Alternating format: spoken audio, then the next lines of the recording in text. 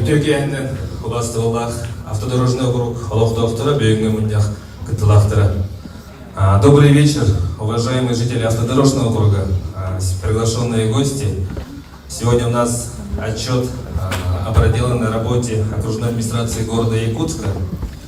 Да, в первую очередь хотел бы принести извинения за недоставленные неудобства. И рад вас сегодня видеть в таком красивом зале новой школы.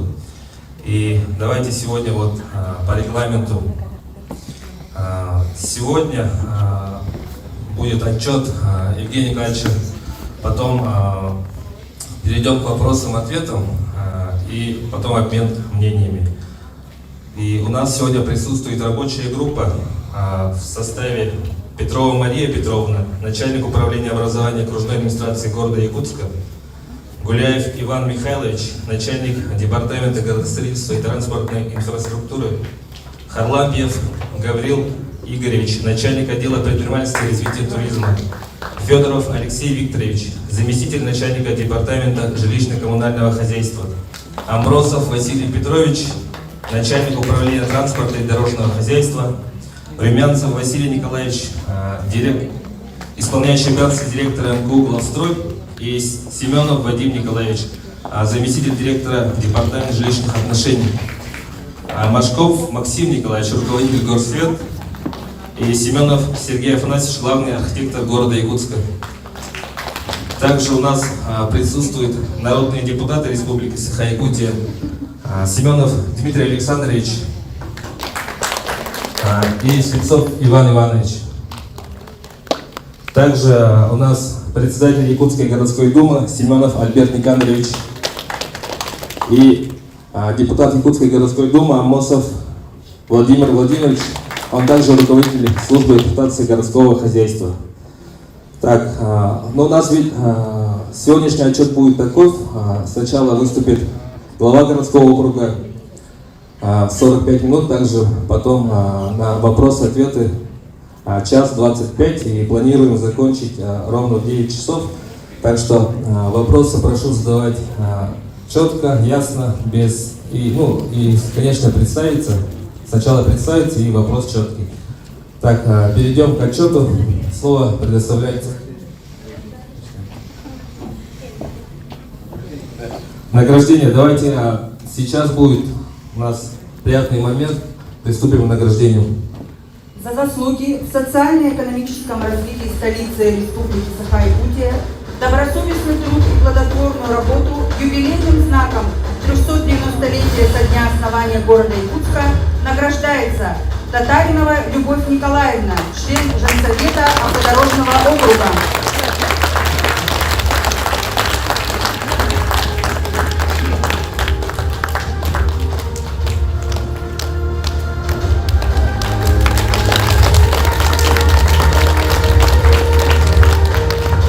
Неоценимый вклад и активное участие в общественной жизни автодорожного округа благодарственное письмо окружной администрации города Якутска вручается Андреевой Любовь Петровне, члену Совета женщин автодорожного округа.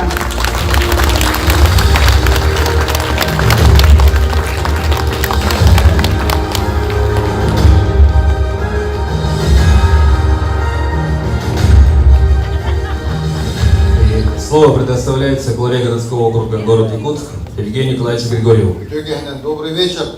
Я рад вас всех приветствовать. Прошу прощения, что мы с вами не смогли увидеться вчера. Сегодня у нас запланирована работа по отчету. В целом могу сказать, что отчеты прошли во всех округах, и мы сегодня финальный по округам будет проходить здесь, на автодорожном округе. Знаковое событие, самая большая школа в республике. Значит, я думаю, вы все ощутили, каково это быть современным ребенком, и учиться в этой школе будет одним счастьем. Значит, я хочу формат моего отчета сразу сказать. Мы где-то минут 45 буду выступать. Сначала я расскажу про наши общие результаты работы по всем направлениям в рамках работы окружной администрации.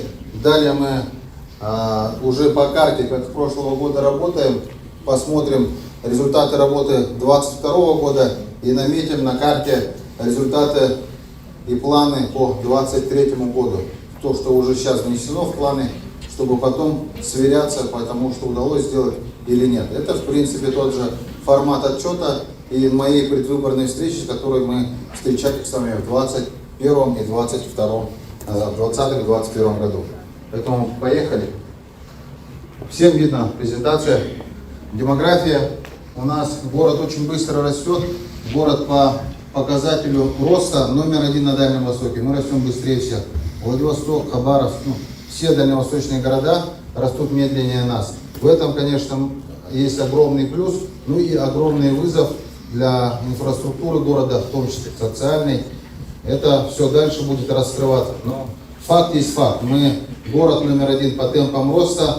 По результатам проведенной переписи населения в городе Якутске проживает почти 373 тысячи человек с пропиской. Если учесть маятниковую миграцию людей, которые проживают в городе без прописки, но мы подошли уже вплотную к 400 тысячам человек. Город уже большой город. Значит, мы видим, что в городе Якутске хорошая рождаемость, она номер 1 по республике, а наша республика по рождаемости в числе лидеров по России. В городе Якутске в прошлом году родилось около 4700 детишек. Хорошо работают меры поддержки федеральные.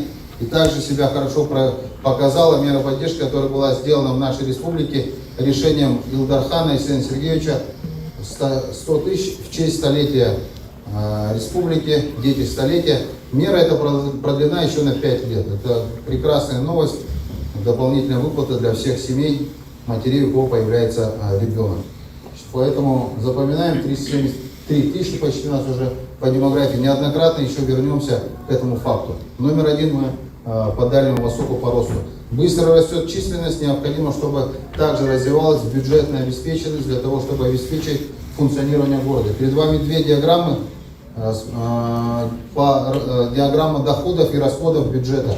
В целом по бюджету города Якутска у нас произошел качественный рывок. В течение 2022 года мы по бюджетной обеспеченности, наш бюджет вырос по доходам на 34% по сравнению с 2021 годом.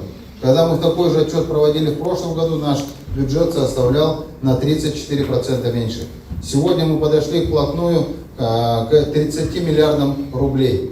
29 миллиардов 700 миллионов рублей – это бюджет города Якутска по доходам за 2022 год. Здесь, конечно, это удалось достичь благодаря командной работе с правительством республики, благодаря личной поддержке Айсена Сергеевича и реализуемым на территории нашей страны национальным проектом.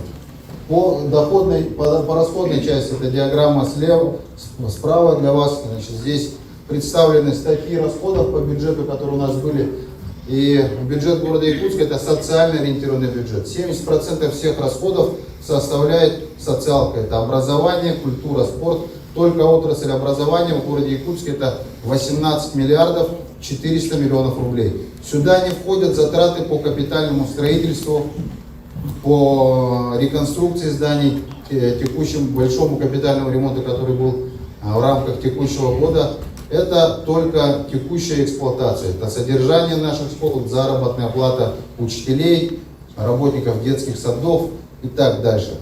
Все наши капитальные затраты, затраты в инфраструктуру, в развитие города реализуются, как и по всей стране, в рамках реализации национальных проектов. У нас в городе Якутске национальный проект активно реализуется. Вот перед вами сейчас появится диаграмма динамики, как мы реализуем национальные проекты за последние 4 года. В 2019 году мы смогли привлечь и инвестировать в развитие города в рамках национальных проектов 1,5 миллиарда рублей. Далее 1,7, в 2021 году было 2 миллиарда 400, и мы совершили качественный скачок, в 2,5 раза больше денег привлекли в город в течение 2022 года, и 6 миллиардов 400 миллионов рублей в рамках реализации национальных проектов прошли через бюджет города Якутска в 2022 году. Сюда не включаются расходы, которые были в рамках национальных проектов реализованы на территории города, но проходили через министерство либо государственных заказчиков. Сюда, например, не включена в эту стоимость затраты, которые были по нацпроекту здравоохранения.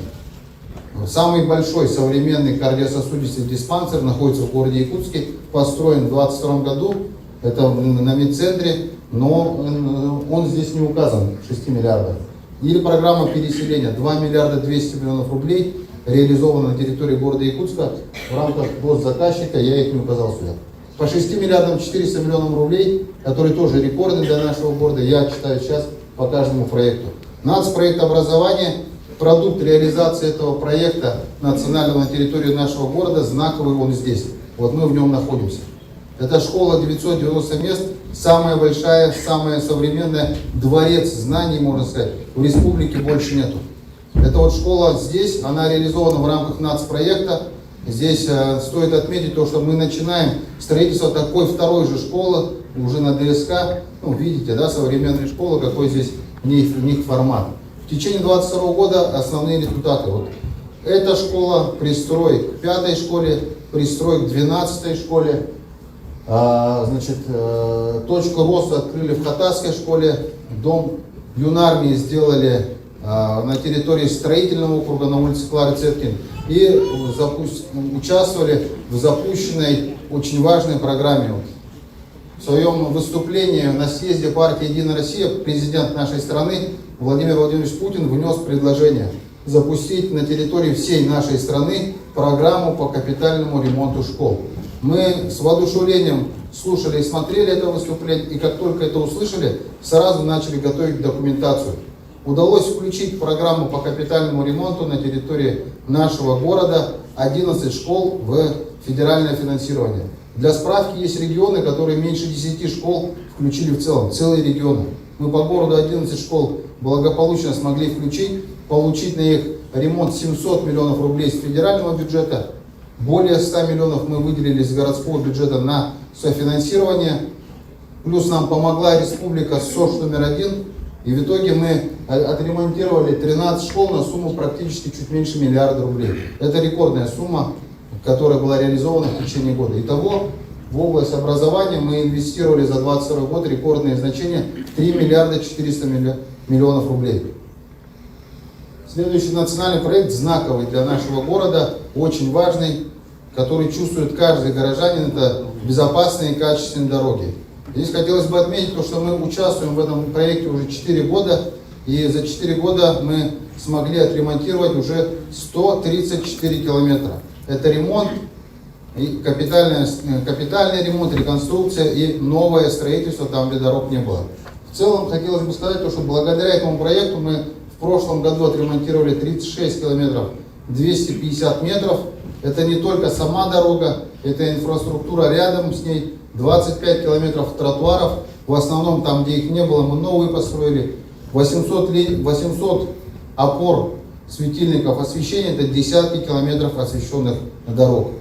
Хотелось бы сказать, что вот в начале нашего пути, в 2019 году, когда мы заходили в национальный проект, у нас состояние дорог по городу, отвечающих нормативу, было всего 33%. То есть только каждая третья дорога отвечала требованиям. Сегодня по результату 4 лет работы у нас достигнут очень важный показатель 67%. То есть уже 2/3 дорог во всем городе соответствуют нормативу. К 2025 году мы придем к показателю 85%. И к 2032 году нам поставлена задача главой республики в его указе о стратегическом развитии города Якутска, что мы должны прийти к показателю 100% всех дорог в нормативном состоянии. Для справки, в городе Якутске около 500 километров дорог.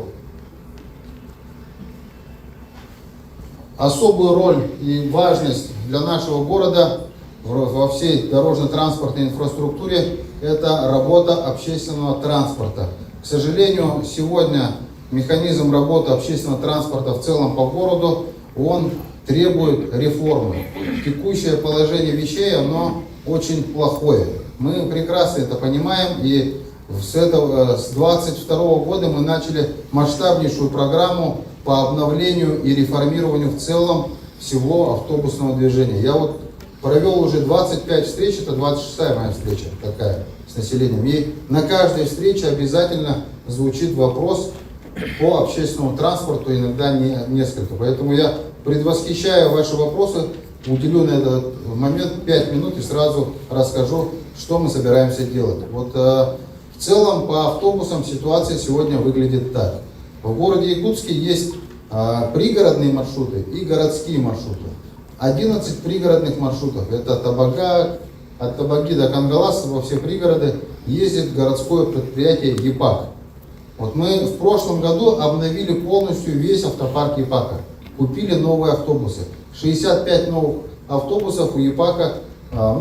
Такого еще не было, чтобы одномоментно полностью обновлялся весь автопарк. Это сделано. Теперь в целом по городу мы купили 100 автобусов. 35 автобусов купили частники. Кто такие частники? 18 маршрутов по городу, которые ездят внутри города, например, двойка, 35, 15, 14, это отдельно, каждый маршрут это отдельное предприятие, частное предприятие, субъекты малого и среднего предпринимательства. Так уж сложилось с 90-х годов, что у нас с 95-го года работают частники на городских маршрутах. Мы в этом году ввели новый 19-й маршрут и на него ввели обратно ЕПАК. То есть ЕПАК с этого года появился на городских маршрутах. Мы накатываем маршрут номер 100. Кто-нибудь видел его? Да. Да, маршрут номер 100. Мы в следующем году заходим еще с одним маршрутом для ЕПАКа. У нас будет уже 2 маршрута городских, и постепенно каждый год я планирую добавлять минимум по одному маршруту городского. Для чего это надо? Потому что сегодня следующая картина. Вот муниципальный автопарк, городское предприятие, график выполняет свой на 99%. Частники сегодня выполняют свой график на 75-78, вот в таком диапазоне ходят. И поэтому очень долго приходится ждать. Теперь разбираясь, почему они так плохо выполняют свой график. На это могут быть несколько причин. Первая и основная причина, которая есть, это дисбаланс, который и создан между маршрутами. Вот посюда ходит 14 маршрут. Вот, допустим, 14 маршрут и 20 маршрут, они в год по валидатору, это когда мы оплачиваем карточкой, мы все платежи видим. В год проезжает где-то 3 миллиона человек, 3 миллиона пассажиров. Есть маршруты слабенькие, допустим, двойка. Меньше миллиона человек ездит. Примерно километраж одинаковый, примерно одни и те же расходы. Зарплату заплати, за газ, бензин заплати, за гараж заплати. То есть получается, что один маршрут зарабатывает деньги и может себе позволить обновлять транспорт, платить зарплату и развиваться, а второй маршрут медленно умирает. И вот этот дисбаланс отражается на всей системе. Поэтому нам необходимо точно подойти к расчету того, сколько какой маршрут должен ездить и как он должен ездить. С этой целью мы с прошлого года проводим научно-исследовательскую работу. Результаты ее мы сегодня готовы вам представить. Сайт якутск-транспорт.ру. якутск-транспорт.ру. У меня в ВКонтакте, в Телеграме есть ссылка, можете зайти посмотреть на этот сайт. Надо заходить не с телефона, а с компьютера. Там представлены новые маршруты, в которые необходимо внести, посмотреть и ваша обратная связь. Подходят они вам, нравятся они вам или нет. Они посчитаны с точки зрения оптимальной маршрутной сети, сколько километраж, сколько людей проживает. Город кардинально поменялся, динамика роста города. Наши маршруты основные ездят с 95-го года. Скажите, пожалуйста, даже не с 95-го года, за последние 20 лет, если отслеживать, как менялся город. В 2002 году, в начале нулевых, сколько, думаете, в городе проживало человек? Вот с зала сзади есть какие-нибудь предположения или после появились в городе все? 200 тысяч проживало в городе, в 2 раза меньше.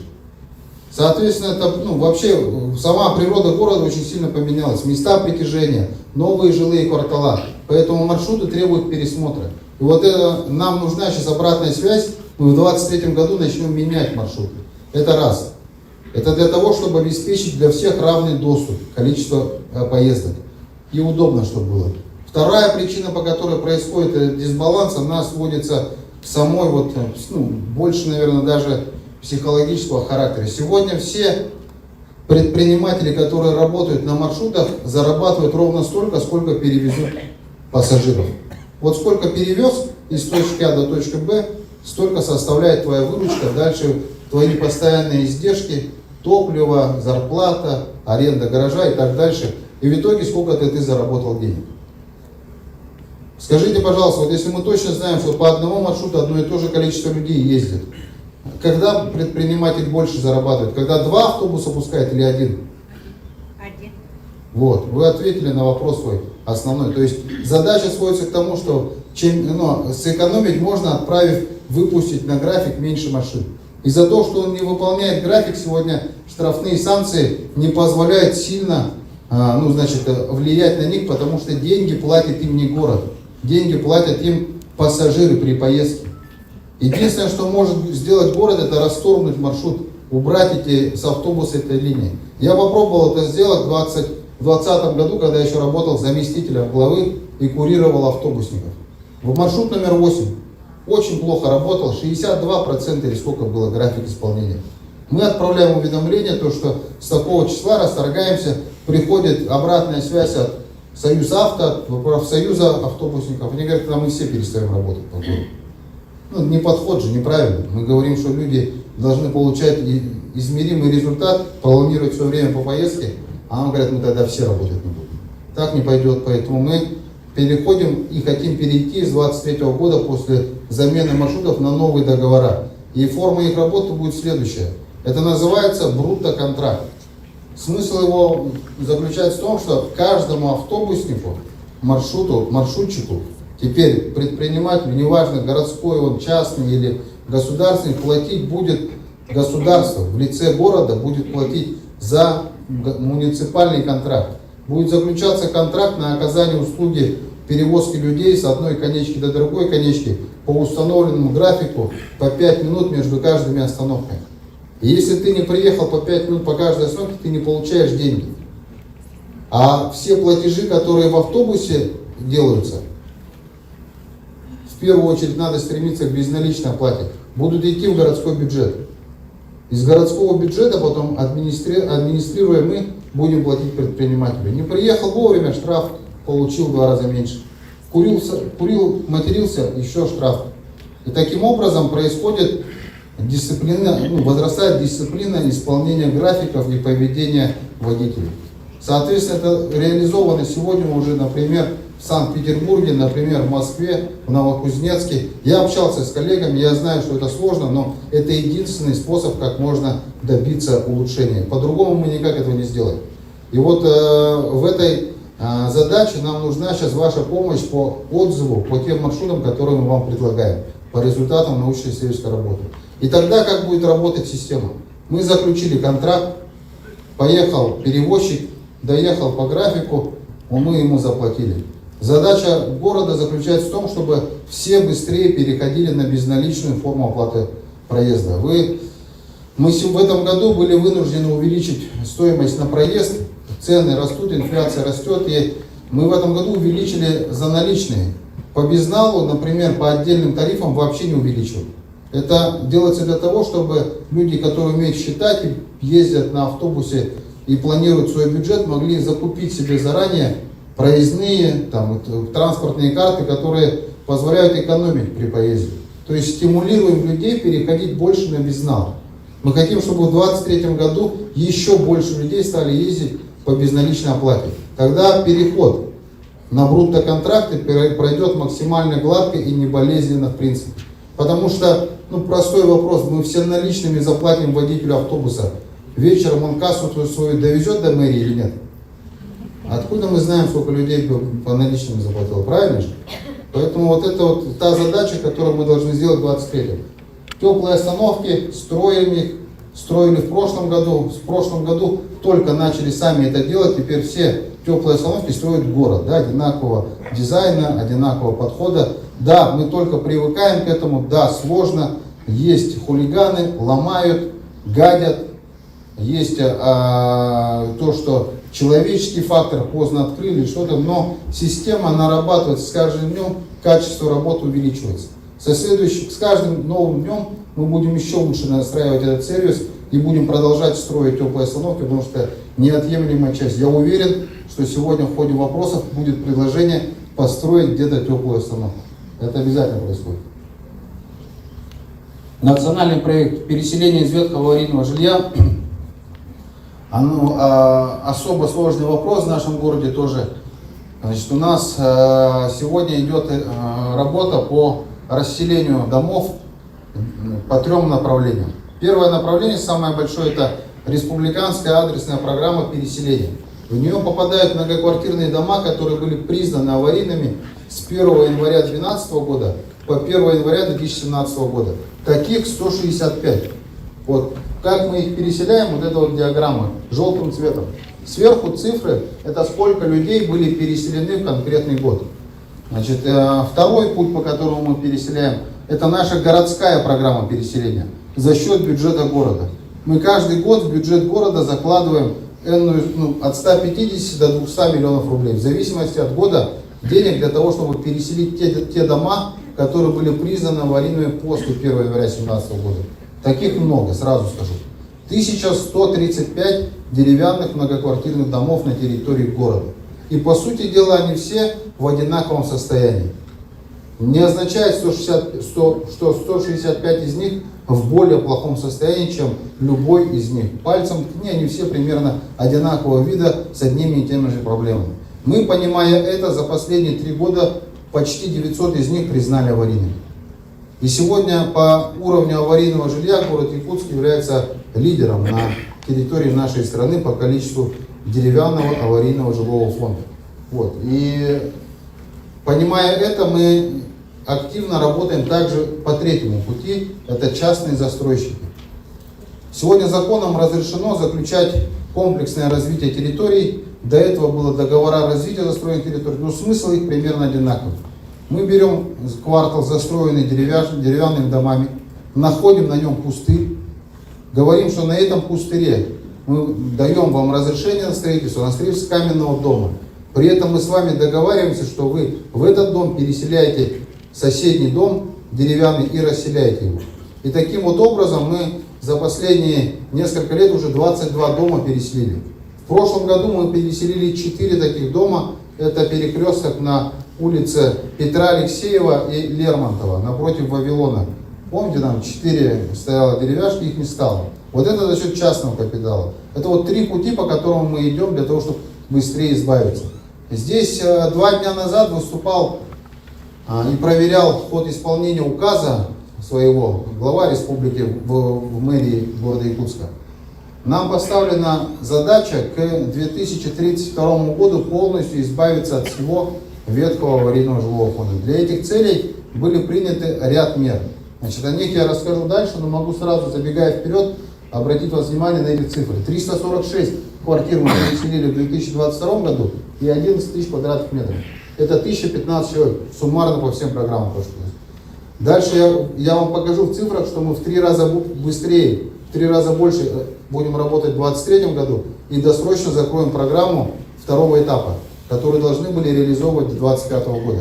И такими темпами мы, реально наращивая, закончим переселение к 1932 году и избавимся полностью от аварийного жилья. Зеленым цветом диаграмма представлена очень важная с экономической точки зрения данные. Это количество квадратных метров жилья, которые были построены за год на территории нашего города. Сюда включены многоквартирные жилые дома и индивидуальное жилищное строительство. Этот показатель очень важен, потому что со стройкой так или иначе у нас связаны десятки тысяч людей. Это генеральные подрядчики, субподрядчики, застройщики, перевозчики, производители строительных материалов и так дальше. Десятки тысяч людей. От этого показателя сильно зависит такой макроэкономический показатель, как валовый муниципальный продукт. И здесь у нас хорошие новости. Мы за 1 год совершили скачок. На 25% больше жилья строилось и ввелось за 1 год, чем годом ранее на территории нашего города. Следующая задача большая, которая ведется, которая нам, как органу местного самоуправления, стоит, это предоставление жилья льготным категориям и предоставление земельных участков льготным категориям. По жилью мы реализуем перед детьми-сиротами, значит, у нас 156 квартир выдано и 78 жилищных сертификатов. По земельным участкам для многодетных у нас сколько есть многодетные в зале, сколько у вас человек? Вот я тоже многодетный. А теперь оставьте руки, кто получил земельный участок. А кто в очереди стоит за земельным участком? Я в очередь не стал становиться. Вот, когда вы все получите, да. Теперь смотрите, я расскажу, как происходит ситуация. Вот сейчас за год 21 было 85, 22 81 И вы сами видите, сколько у нас человек многодетных, но в целом очередь не сдвигается. Потому что нас в очередь, вас в очередь, я в очередь не стою, 8 тысяч человек. 8 тысяч человек сегодня в очереди стоит, как многодетные, на территории города Якутска. Город растет, демографический рост рождаемости, замечательный показатель. Очень хорошие новости, что у нас много многодетных. Но вот по передаче земельных участков есть проблема. Поэтому мы ищем экстраординарные меры и работали по двум направлениям в течение года. Значит, первое направление, по которому мы работали, это сокращение очередности по физике. Поиск еще большего количества земельных участков. В самой долине Туймада, как бы нам ни казалось, свободных участков нет. Категории ИЖС нет. Поэтому единственный выход это получить земельные участки на горе, там где лес.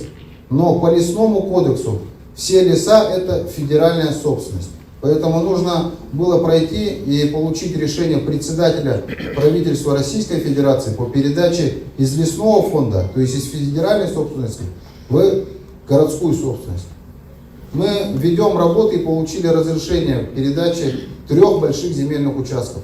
Это примерно 3500 земельных участков по 10 соток, которые мы готовим к передаче. Под словом «готовим» я подразумеваю следующее. Это полностью документальный перевод со всеми проектами планировки, межевания территорий. Второе, значит, это подвод инфраструктуры. Газ, электричество, дороги. Это порядка 2 миллиардов рублей. Мы сегодня работаем с каждым из ресурсников по подводу инженерных сетей и работаем с Министерством транспорта по подведению коммуникаций. Это вот земельные участки на Маганский тракт, Намцинский тракт, Вилюйский тракт и Тулагино-Сердавский наслед, Тулагино-Кильдамца. Значит, сейчас ведутся работы по межеванию сделаны. Мы должны сейчас прорубить просеки, далее провести работы геодезические и мы готовим работы по подводке инженерных сетей. Значит, классные участки, лесной фонд, леса, прочее. Поэтому 3500 земельных участков мы готовы будем выдавать, как только основные подходы будут ясны по инфраструктуре.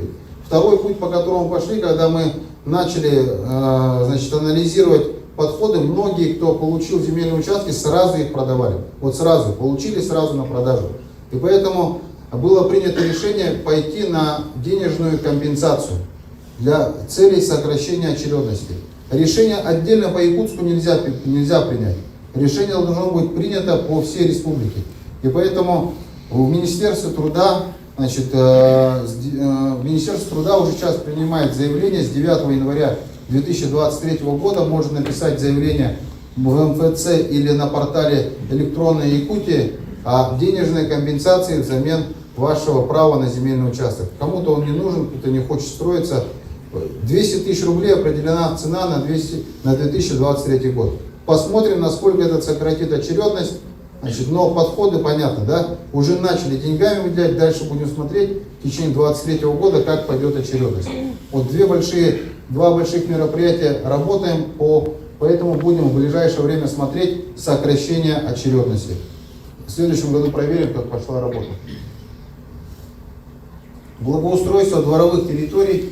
Здесь нам крупно повезло, сразу скажу, в 2022 году. В 2021 году, когда я перед вами отчитывался, я говорил, что мы за год сделали 15 дворов, то, что мы начали 3-летку благоустройства, у нас прошел первый год, и вообще мы за 3 года планируем сделать 45 дворов, и тогда мы будем большие молодцы, как городская администрация. В итоге нам повезло, нам помог глава республики. Айсен Сергеевич сказал мне: давай, я вам удвою ваши деньги с республиканского бюджета. Мы в городском бюджете утвердили 150 миллионов рублей ежегодно на программу благоустройства дворовых территорий в рамках 3-летки благоустройства 21, 22, 23. Вот, значит, нам удвоил эту сумму Айсен Сергеевич. Плюс к этому у нас в начале 2022 года мы были приятно удивлены тем, что на Дальнем Востоке решением Юрия Петровича Трутнева, это полномочного представителя Владимира Владимировича Путина по Дальнему Востоку, программа 1000 дворов на Дальнем Востоке. Мы уже год занимались дворами, у нас было готово рейтингование, готовы были предпроектные решения, мы резко подались максимальное количество участков, которое можно было. 75 дворов в итоге включили в финансирование. На 75 дворов, это чуть меньше 700 миллионов рублей, мы смогли вовлечь в один год на капитальный ремонт дворовых территорий. Это абсолютно рекордные показатели. Когда я говорю крупно повезло, это означает, что больше, чем за 10 лет сделано за один сезон. Вряд ли мы в ближайшее время побьем этот рекорд, но он есть. 75 дворов сделали, огромная работа по физике. Только заасфальтировано 104 тысячи квадратных метров во дворах в асфальте. Это 20 футбольных полей. До этого, у кого, может, во дворе мы делали, помните, какой двор ваш был. Это мы на территории автодорожного округа, ДСК, там, где мы 2 года уже ремонтировали до этого соседние дворы и комплексно, то есть там дворы преобразились, 30 детишек тому доказательство. Программа продолжается дальше. В своем указе, на который я уже в этот вечер несколько раз говорил, Арсений Сергеевич поставил нам задачу прийти к 300 дворам. И на эти 300 дворов у нас каждый год будет с республиканского бюджета по 150 миллионов минимум. В своем послании недавнем парламенту республики глава сказал, я удваиваю еще вам в этом году 150 миллионов. Итого у нас на 23 год 300 миллионов с республиканского бюджета на дворы города Якутска. Итого мы отремонтируем 38 больших дворовых территорий. Об этом дальше в планах. То есть программа живет, развивается. И с каждым годом становится еще лучше в нашем городе по части благоустройства. Это то, что мы делаем ежегодно. Это история про озеленение, история про текущее содержание площадок, текущее содержание скверов. Значит, хотелось бы здесь отметить, что мы в 2022 году продолжали работать по Парку Победы.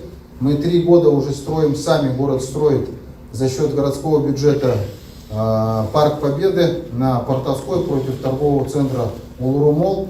Значит, мы поздно осенью в этом году установили военную технику. Кто-нибудь видел это? Военная техника появилась. Вот. Дальше будет парк еще продолжаться. Мы каждый год работаем. И в этом году он заиграет в новых красках и будет полностью отвечать своему имени и наполнен смыслами. Об этом чуть дальше. Значит, все остальное, я думаю, прочитали, перечитывать не буду. Жилищно-коммунальное хозяйство – это очень важная отрасль, одна из важнейших. Это то, чем мы занимаемся каждый день и каждую ночь, чтобы город нормально функционировал. Здесь данные по местам для сбора мусора. Здесь хотелось бы отметить, что мы в этом году 45 мест для раздельного сбора мусора сделали. Это во всех дворах, где мы ремонтируем, мы пропагандируем раздельный сбор мусора, потому что об этом нас просят дети. Мы провели опрос среди детей, и для наших детей очень важно, чтобы была возможность раздельного сбора мусора. Мы сделали 2 теплых туалета в 2022 году. Сейчас они стоят, работают, мы смотрим, как они функционируют, и смотрим, что надо вносить какие-то корректировки в их работы, технические, эксплуатационные, для того, чтобы дальше тиражировать больше. Один туалет находится на Теплом озере, второй за Сахатеатром на площади Орджоникидзе. И особая, значит, наша большая победа командная, это мы смогли закупить, несмотря на 2022 год, несмотря на рекордное количество санкций, более 10 тысяч санкций западные страны наложили на нашу страну, хотели сломать нас, но мы продолжаем развиваться, как вы видите. Мы закупили 70 единиц техники коммунальной, это грейдера, погрузчики, самосвалы, фекалки. Это все то, что нужно для того, чтобы город продолжал обслуживать, чиститься. И это нам очень поможет в 2023 году.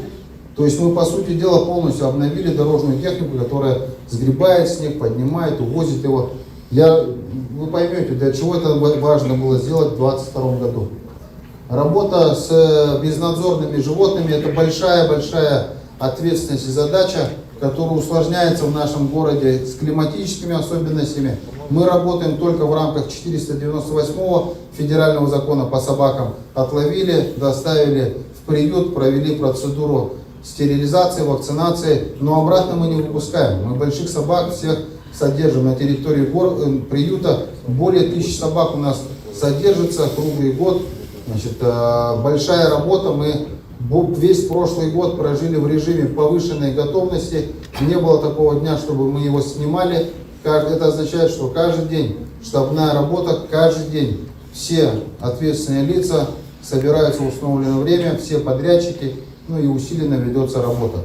3215 собак отловлено, ну и процедура УСВ проведена соответственно.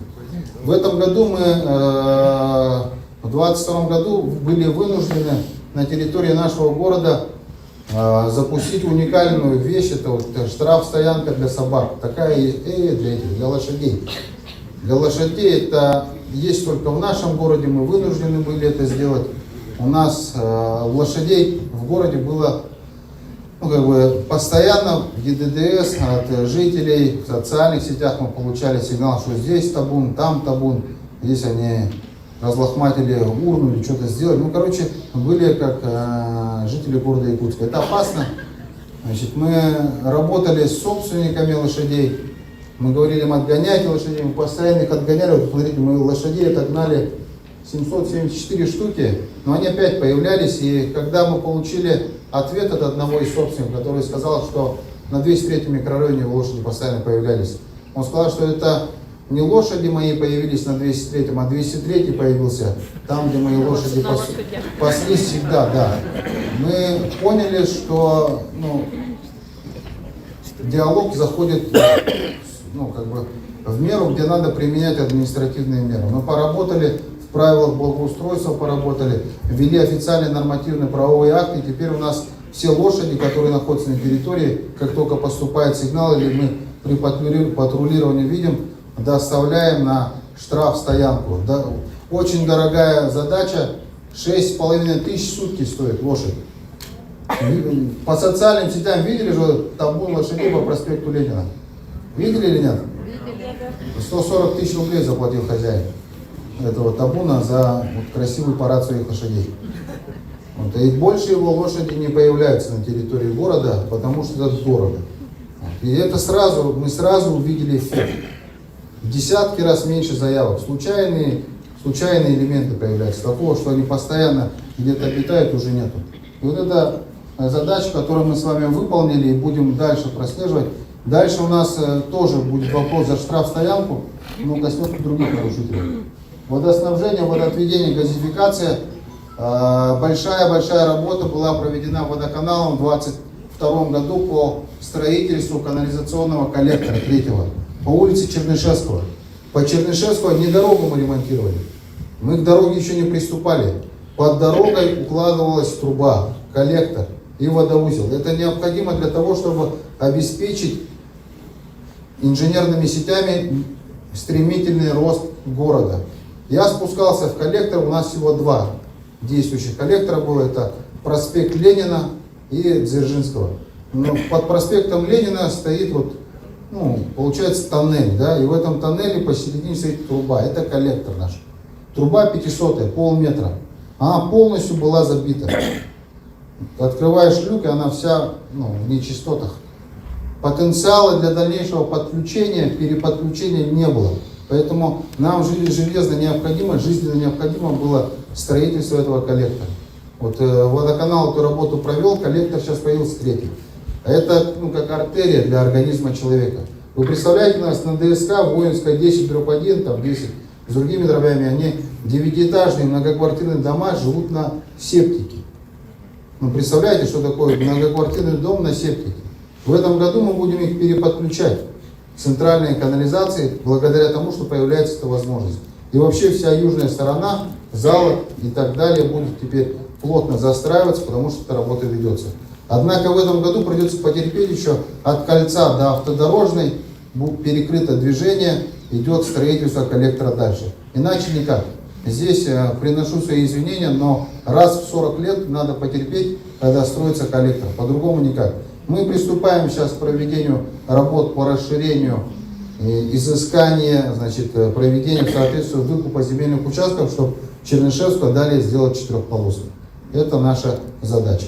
Вот. А с водоканалом также мы поработали еще по одному направлению в рамках наведения порядка, скажем так, в городе. Фекальщики. Работа с фекальщиками, она в городе сложный момент. Это Кто видел, как фекальщики сливаются в люки или там в озера, ну, где они посчитают нужным в городе? Кто такую картину сталкивался с этим? Под окнами, может, какой-нибудь сливаются они. Есть такой проблемы, ну, я рад за вас, что вы не сталкивались с этим, но те, кто сталкивались, понимают, что это дичь полная вообще. По идее, любой фекальщик должен сливаться в установленном месте.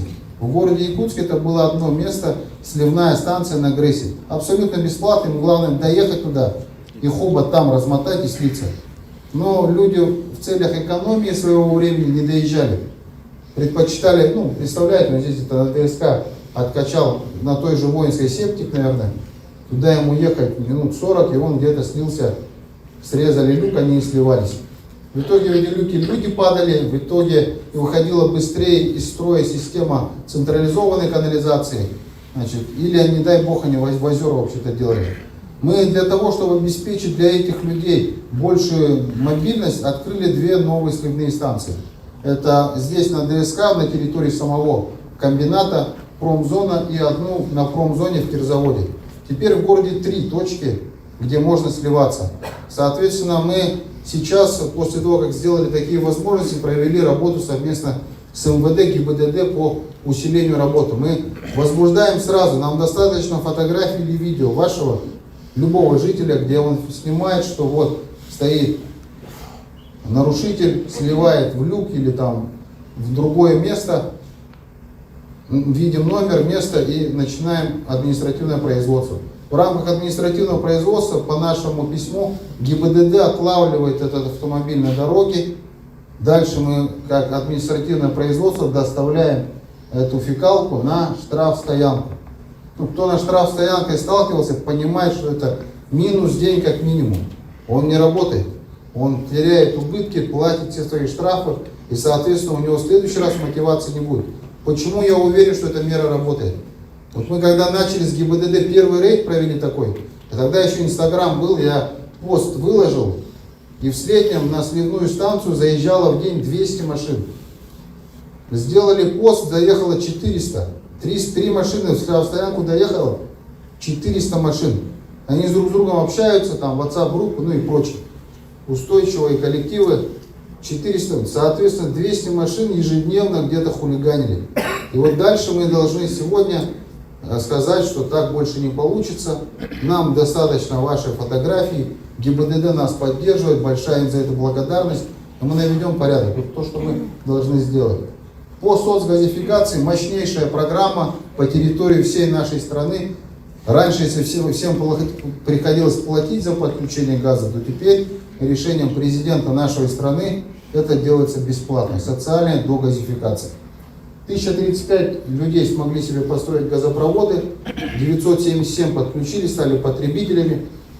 По многодеткам мы выдаем земельные участки, подводим инфраструктуру. 1310 земельных участков газифицировали на территории микрорайона Северный, 945 в Хатасах.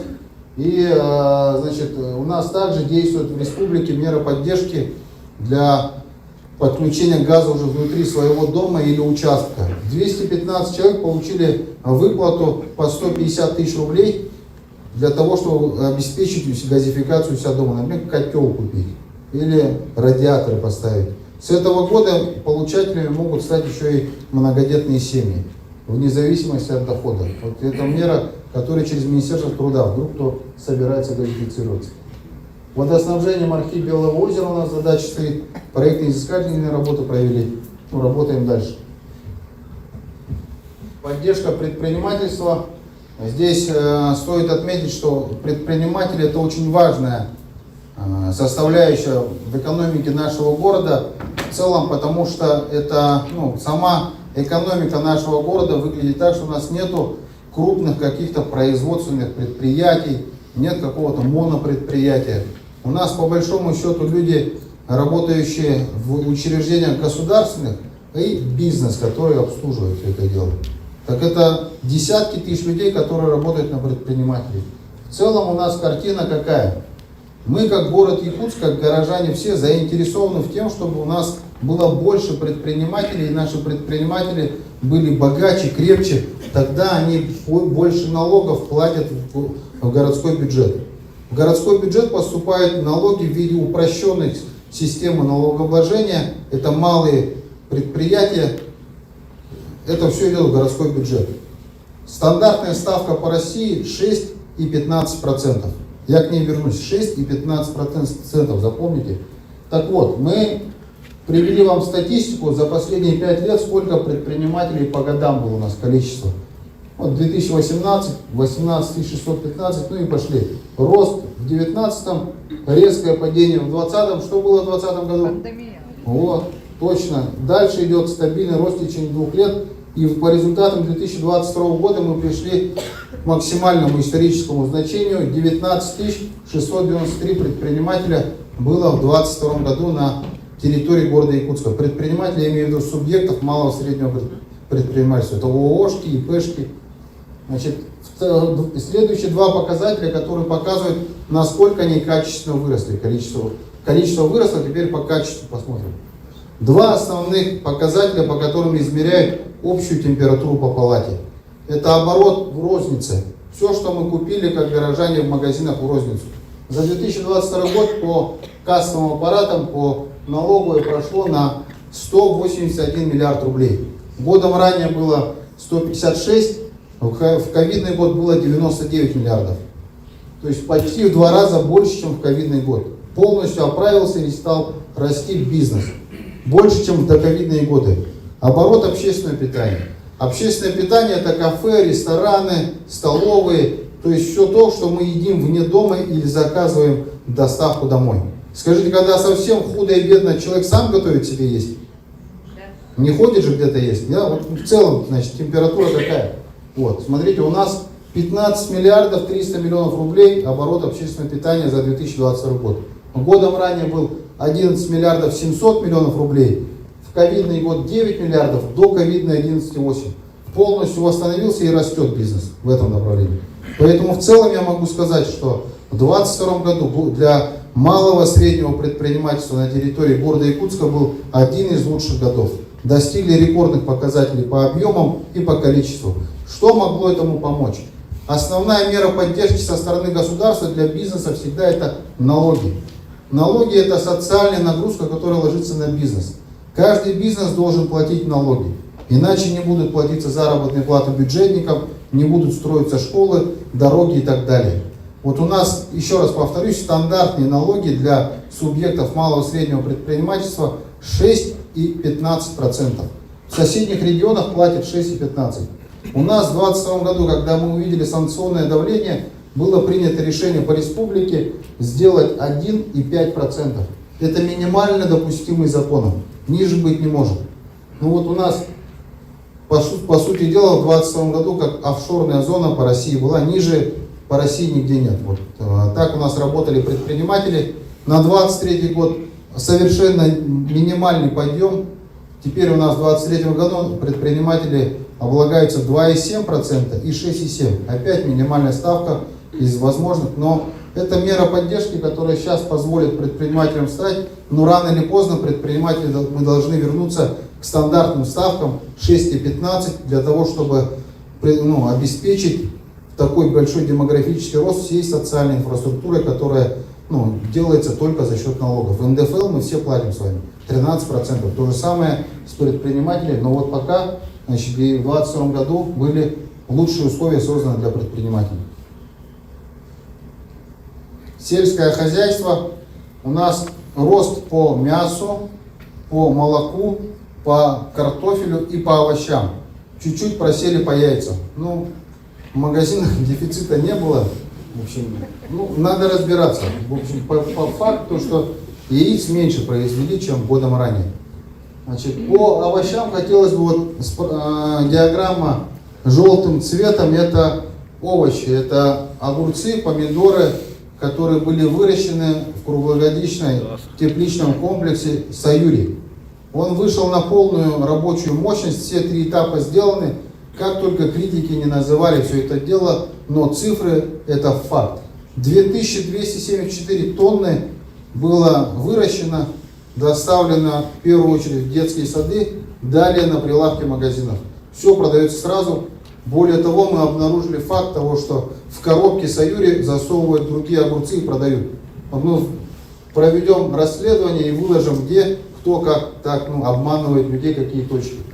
В итоге, благодаря вот этим показателям, сегодня в наших климатических условиях мы пришли к уникальным показателям.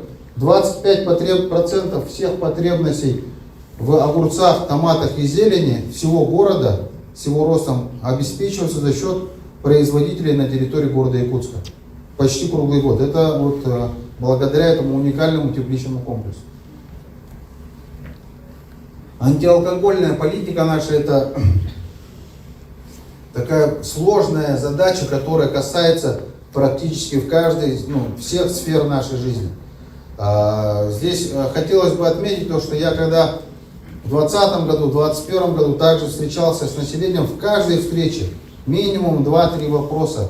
Алкомаркет или лже-кафе? Алкомаркет или лже-кафе? Вот. И мы получили более 10 тысяч подписей от людей, горожан, которые говорят, что меня достали эти алкомаркеты и лже-кафе. Есть здесь люди, кого достали алкомаркеты и лже-кафе? Все. А остальных, нас меньшинство, нас могут побить. Но мы не сдаемся. Давайте второй раз спрошу, кого алкомаркеты и лже-кафе достали? Кто хозяин алкомаркета тогда?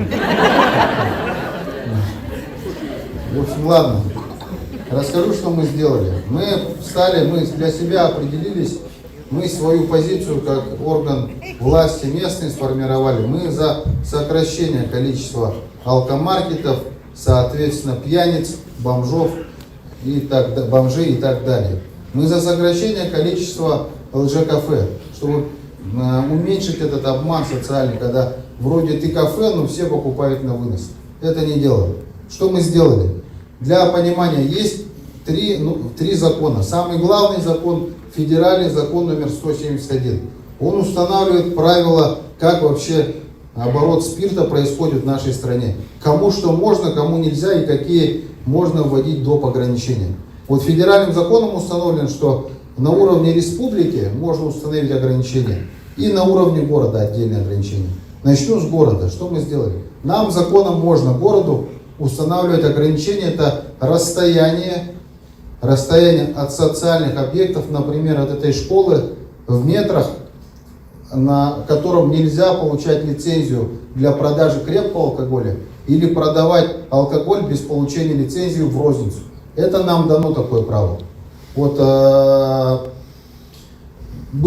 работало, постановление номер 316. Вроде есть, по нему люди лицензию получают, продают, и мы поняли, что в системе есть брешь тогда, когда открылся пиворуб на 203 микрорайоне. В социальных сетях видели пиворуб на 203 микрорайоне?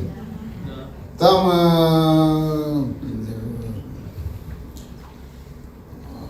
ненормальность его заключается в том, что через дорогу стоит детский сад. Через дорогу. Улица Ларионова — это не 25 полос, это 2 полосы. То есть там 20 метров от забора до забора, 20 метров, условно говоря, стоит детский сад, и бах, Минпред выдает лицензию на продажу крепкого алкоголя пиворуб. Начинаем разбираться, все по закону. В нашем постановлении, которое было окружной администрации, есть формулировка, что 200 метров шагом пешеходным. Что получается? Вышел с территории детского сада, пошел по тротуару, пошел по переходу, идешь обратно, наткнулся на ворота, дальше прошел змейкой, до дверей 200 шагов. Пожалуйста, на, лицензия, продавай. И вот таких мест по городу оказалось несколько. И поэтому мы считаем это неправильно или это правильно? Неправильно, правильно? Вот. И поэтому мы решили, что должно быть правильно. А правильно как должно быть? Конечно, от двери до двери, как видишь, нитку протянул, вот тебе и расстояние, правильно? Вот. Неважно, там может даже озеро между нами быть. Но от двери до двери, как по прямой, кратчайший путь. И мы сделали это. Мы пошли дальше, мы еще накинули по 100 метров на каждый из видов. И в итоге что получилось? В итоге вот карта города сейчас будет.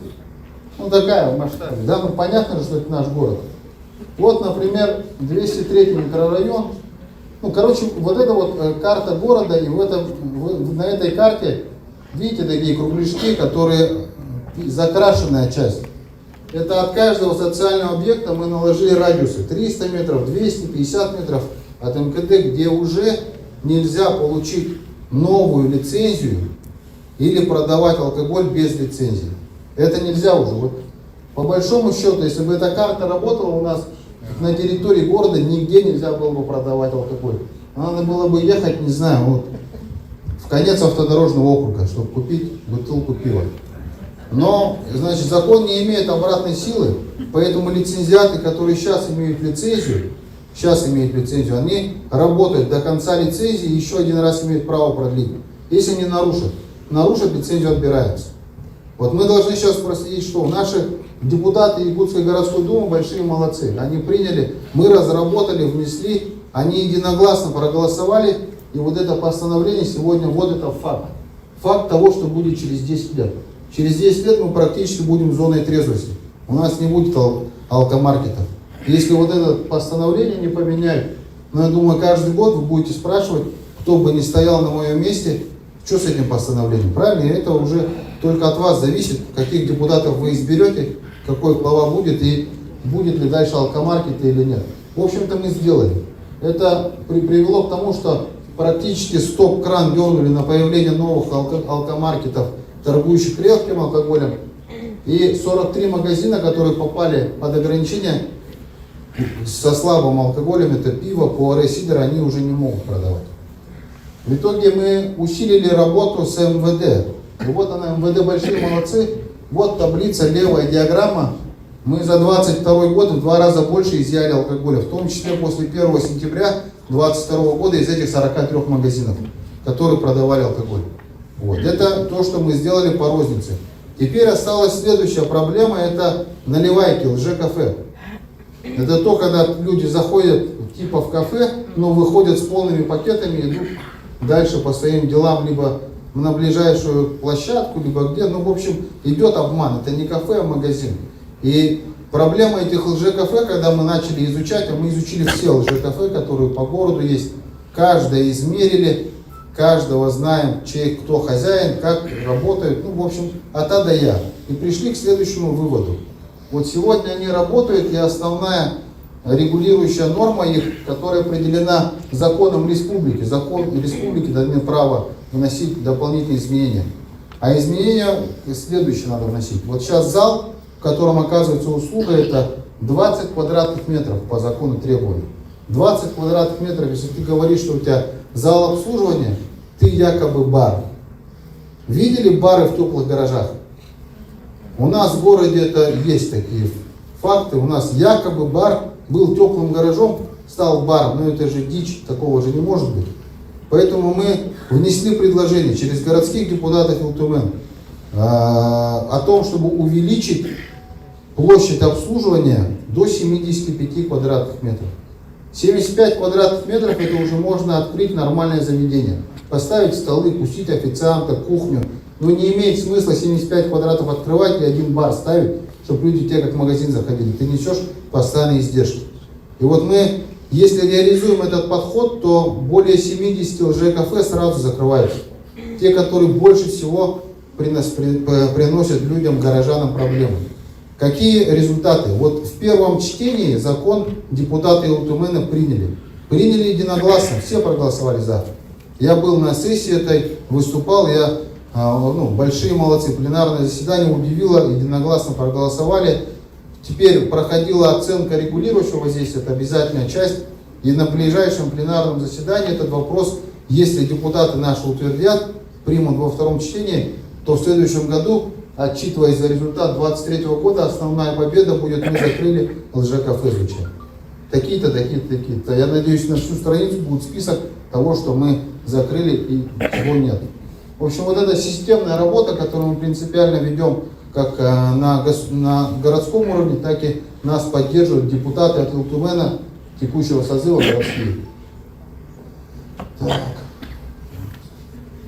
Социальная поддержка населения – это то, чем город занимается совместно с Министерством труда, Управлением соцзащиты. Сами это наши меры поддержки и материальная помощь льготным категориям, она из года в год идет по своему плану. Мы этот план текущего года полностью выполнили. Значит, если отдельно вопросы будут, можем раскрыть, пообщаться. В общем, все, что запланировали, сделали. СВО, специальная военная операция, это сейчас самый важный и судьбоносный вопрос для нашей страны. Значит, вообще, с точки зрения реализации и прохождения сейчас наших бойцов на специальной военной операции, мы очень хорошие отзывы о наших бойцах, наши бойцы молодцы. И здесь, в городе Якутске, мы, как только частичная мобилизация была объявлена, запустили центр по работе с семьями мобилизованных. Мы собрали специалистов, начиная от психолога, заканчивая юристом, освободили их от всей работы, кроме семей мобилизованных и вопросов мобилизованных. Занимаемся исключительно этим. На Курашова 1/1 люди каждый день работают, и эта работа идет системно, изо дня в день. Вот это вот то, что мы делали через Центр поддержки семей. Начиная от единовременной выплаты, заканчивая льготами при посещении учреждений культуры. А меры поддержки, которые сделаны на территории города Якутска, одни из лучших по стране считаются. На системной основе с бюджета деньги отправляем, а также адресная волонтерская помощь в каждом управе у нас сделана. Сюда подключаются депутаты, подключаются предприниматели, меценаты, и адресно вместе с управами отвечают на каждой управе руководителю управ наших. Мы ведем адресную волонтерскую помощь. Это начиная от полки дров, заканчивая какими-то сантехническими вопросами, там, меняем, бывает, полотенцесушители. В общем, я сам езжу, встречаюсь со всеми семьями, таким же образом собираемся, и открытый диалог. И я прошу всех и говорю всем, что первые, к кому вы должны обращаться, это мы, по любому вопросу. Чтобы, не дай бог, вы не звонили туда и говорили, что у вас есть какая-то проблема. Там должна быть голова ясная и задача побеждать. А здесь все бытовые вопросы, тыловые вопросы, здесь мы должны в городе решать, и это мы делаем. Делаем нормально, успешно. Теперь по бойцам. Что в городе делается? Мы в городе запустили фонд «Победа». Начали его наполнять себя, мы начали с перечисления с окружной администрации. Вот я запустил это движение, там первый мой платеж был 100 тысяч, я несколько раз так уже делал. И дальше все работники мэрии, кто ежедневную зарплату, кто больше, скинули, пошли дальше все наши учреждения. Школы, детские сады, все работники поддержали. Все добровольно, большие молодцы. Дальше подключились к этому предприниматели отдельные. Мы за 3 недели собрали 26 миллионов. На эти средства куплено 8 автомобилей, сотни тепловизоров, ночных видений, и так далее. Это все едет туда, помогает нашим ребятам побеждать. Это то, без чего сегодня они чувствовали бы себя некомфортно. И сегодня реально с фронта идут отзывы, что все хотят быть рядом с якутами, потому что хорошее снабжение, потому что мы здесь работаем. И десятки тысяч горожан приняли в этом активное участие в наполнении фонда. Я на прошлой неделе присутствовал на очень трогательной и приятной акции «Тепло детских рук» называется. Это все детские сады города Якутска провели сбор среди групп, картинки нарисовали, открытки для наших солдат, а потом начали тащить вещи. Планировали собрать пару коробок открыток из детских садов, в итоге собрали полконтейнера. Все, мед, там, балаклавы, мы все это доставим, мы уже с железными дорогами Якутии договорился, уже едет в Новоазовск. Я на следующей неделе сам туда выезжаю с очередной гуманитарной помощью. В общем, это то, что мы делаем, это наша задача номер 1, надо победить. И мы не победим, если не будем едины в этом. Каждый из нас, из россиян, уже, других там сомневаться или что-то, это уже вопрос жизни и смерти. Если мы не победим, то нашей страны вряд ли камня от камня оставят. Танки уже со всей Европы тащат сюда, чтобы раздавить нас. Но здесь мы должны быть едины. Когда я говорил про Парк Победы, что он заиграет в новом ключе, и то, что мы должны быть едины, я имел в виду следующее. Вот мы в конце ноября прошлого года получили отличную новость. Инициатива, которая была основана еще в 2020 году от общественников, она поддержана была президентом нашей страны, и он подписал указ о присвоении нашему городу достойнейшего звания. город трудовой доблести. Здесь надо похлопать. И проникнуться благодарностью не к самим себе мы хлопали, а к нашим предкам, дедам, прадедам, ветеранам труда, тыла, детям войны, которые в годы Великой Отечественной войны реально провели подвиг трудовой, совершили реально. И вот мы когда часто обсуждаем Великую Отечественную войну и вклад Якутии, да, мы все знаем Алсиб, мы все знаем то, что 62 тысячи бойцов с Якутии ушло, меньше половины вернулось. И по уровню платы, кровью, которую внесла Якутия, мы вообще, якуты, получается, как нация номер один, больше всех заплативших за победу в Великой Отечественной войны. Однако трудовой подвиг города Якутска, он исторически, не все его знают. Поэтому мы вот эту стелу, которая на Парке Победы, приурочим к этому званию, оформим ее достойнейшим образом, чтобы далее вводить туда уже в рамках учебной программы детишек, чтобы они проникались и знали, как жили наши предки, что они здесь сделали, какие ударные темпы труда здесь были реализованы. Вот это нам есть кого брать пример к этому. Культурные мероприятия, мы 2 года до этого были в пандемии, все было в основном онлайн. Вот в прошлом году я когда отчитывался, у нас там 15 человек сидело, остальные все где-то в сети были. К слову, сейчас нас в сети тоже смотрят. Нормальный формат, пандемия научила работать в сети в том числе. Но люди соскучились по мероприятиям, мы видим это по цифрам. Год был особенный, 100 лет Якутии, 390 лет городу Якутску, 200 лет Якутской городской думе, 25 лет празднования Исеха на местности Юсхатын. И в итоге мы видим, как люди соскучились. Одна акция «Бессмертный полк» собрала 47 тысяч человек. Представляете? 47 тысяч человек пришли с портретами своих предков. И это вот из 62 47 пришло, считать. Мы все прекрасно помним, Якутия какую цену отдала за эту победу. Это замечательно. То, что мы помним, продолжается. В общем, все мероприятия провели. Горожане довольны, это самое главное.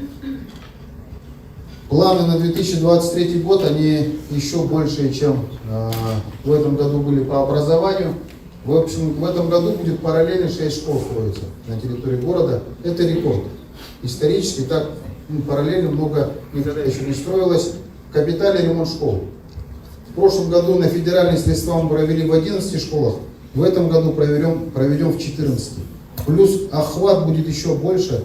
В прошлом году федеральная программа 800 миллионов. В этом году 1 200 000 000 рублей. Дороги и транспорт. 22 километра дорог по безопасным качественным дорогам уже отторгованы. Ждем начала строительного сезона. Про реформу автобусов рассказал. Обновление парка автобусов планируем в этом году закупить 75 автобусов, запустить их на городские линии все. Обеспечение жильем. Вот, как я говорил, мы в этом году в 3 раза больше, чем обычно переселим. 843 квартиры и 30 тысяч квадратных метров жилья. В этом году планируем досрочно закончить программу переселения, которая должна была идти до 2025 года. Значит, по благоустройству у нас отличные новости. Вот в своем визите Айсен Сергеевич обозначил ряд хороших новостей. Сюда надо было включить, я не успел включить еще один объект, скажу какой. Значит, мы все с вами принимали участие в голосовании при формировании федерального проекта формирования комфортной городской среды. 29 тысяч горожан приняло участие в голосовании, победило озеро Сайсары. Мы выиграли финансирование, поздравляю вас с этим. 450 миллионов рублей будет вложено в обустройство вокруг озера Сайсары. 23-24 года мы сделаем этот проект, в этом году начинаем. Вот это самое знаковое событие станет, безусловно, самым главным центром притяжения в городе для населения. Полностью преобразится озеро. Значит, 38 дворовых территорий, это на 450 миллионов, мы заходим в дворы, опять же будем преображать дворы, это десятки тысяч километров, десятки тысяч квадратных метров нового асфальта, детские площадки.